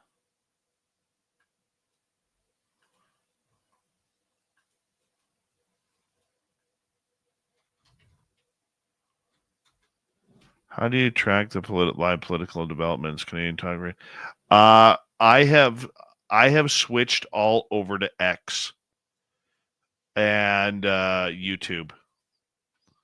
X and YouTube to me are way ahead of mainstream media now. X especially. I do Taco Bell for breakfast, but X especially is where I'm staying up to date on everything. You got to sift through a lot of the crap that's there, But once you sift through that, then you're good. Kaysen, are you a cannibal? Is that what you're trying to say? Are you trying to cannibalize me? Because if you do, could you start in the middle, and maybe underneath the chin by the turkey neck there? That'd be great.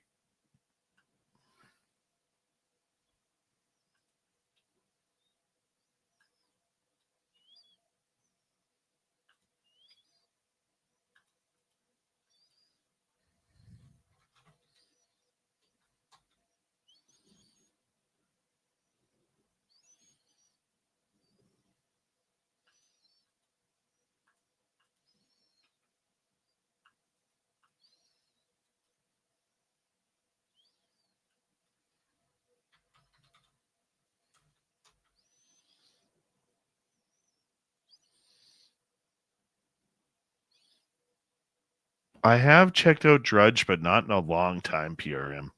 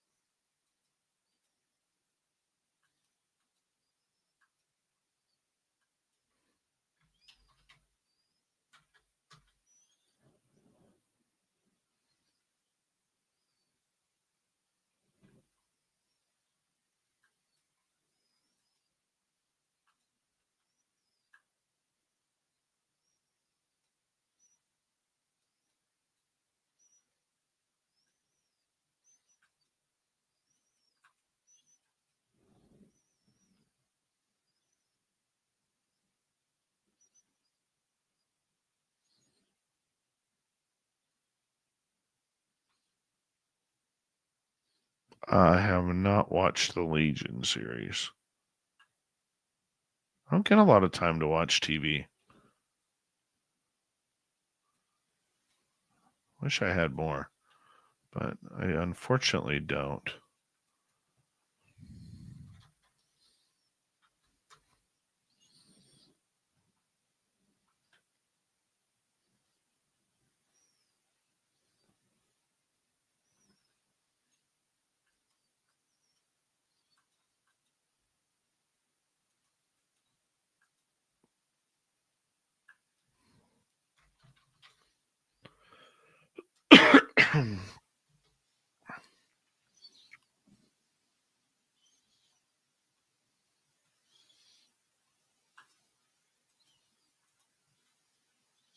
Happy birthday, human Carl. Once again. No, there ain't no Taco Bell here. There ain't no McDonald's. There ain't no Wendy's.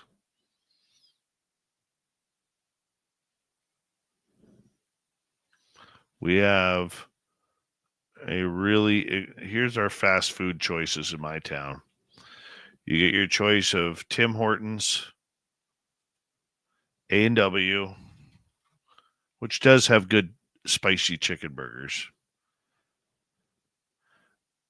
Dairy Queen and Subway.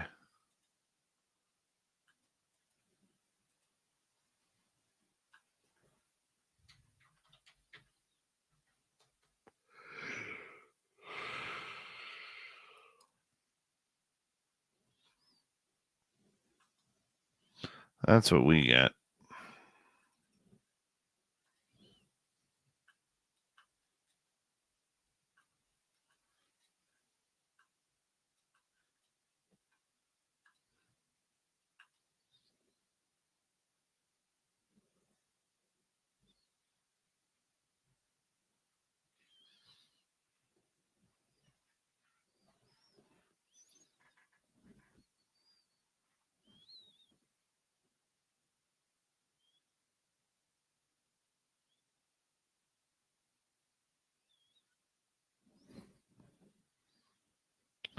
On that note, everybody, don't forget tomorrow night, Michael P. Masters, Dr. Michael Masters, UFOs, drones, and alien contact. We're going to get into it tomorrow night. Everybody, you have a wonderful evening. I'm going to sign up. Make sure you hit refresh on our YouTube channel. Go straight to Sweet Robbie G's play. And we'll see you all tomorrow night for Dr. Michael P. Masters. If you're new here, don't forget to hit subscribe, ring that bell. And thank you tonight to Deadman, Human Carl, Aloha Dave, Mel WD40, Mama Catherine, Blue Cruz, Deb, and Shelly. I don't think I'm missing anybody. Oh, Deadman times 2. Thank you, Deadman times 2. I missed that one. Have a great night, everybody. You guys stay awesome. We'll talk to you tomorrow night. Dr. Michael P. Masters, 9 p.m. Pacific, midnight Eastern. See you tomorrow.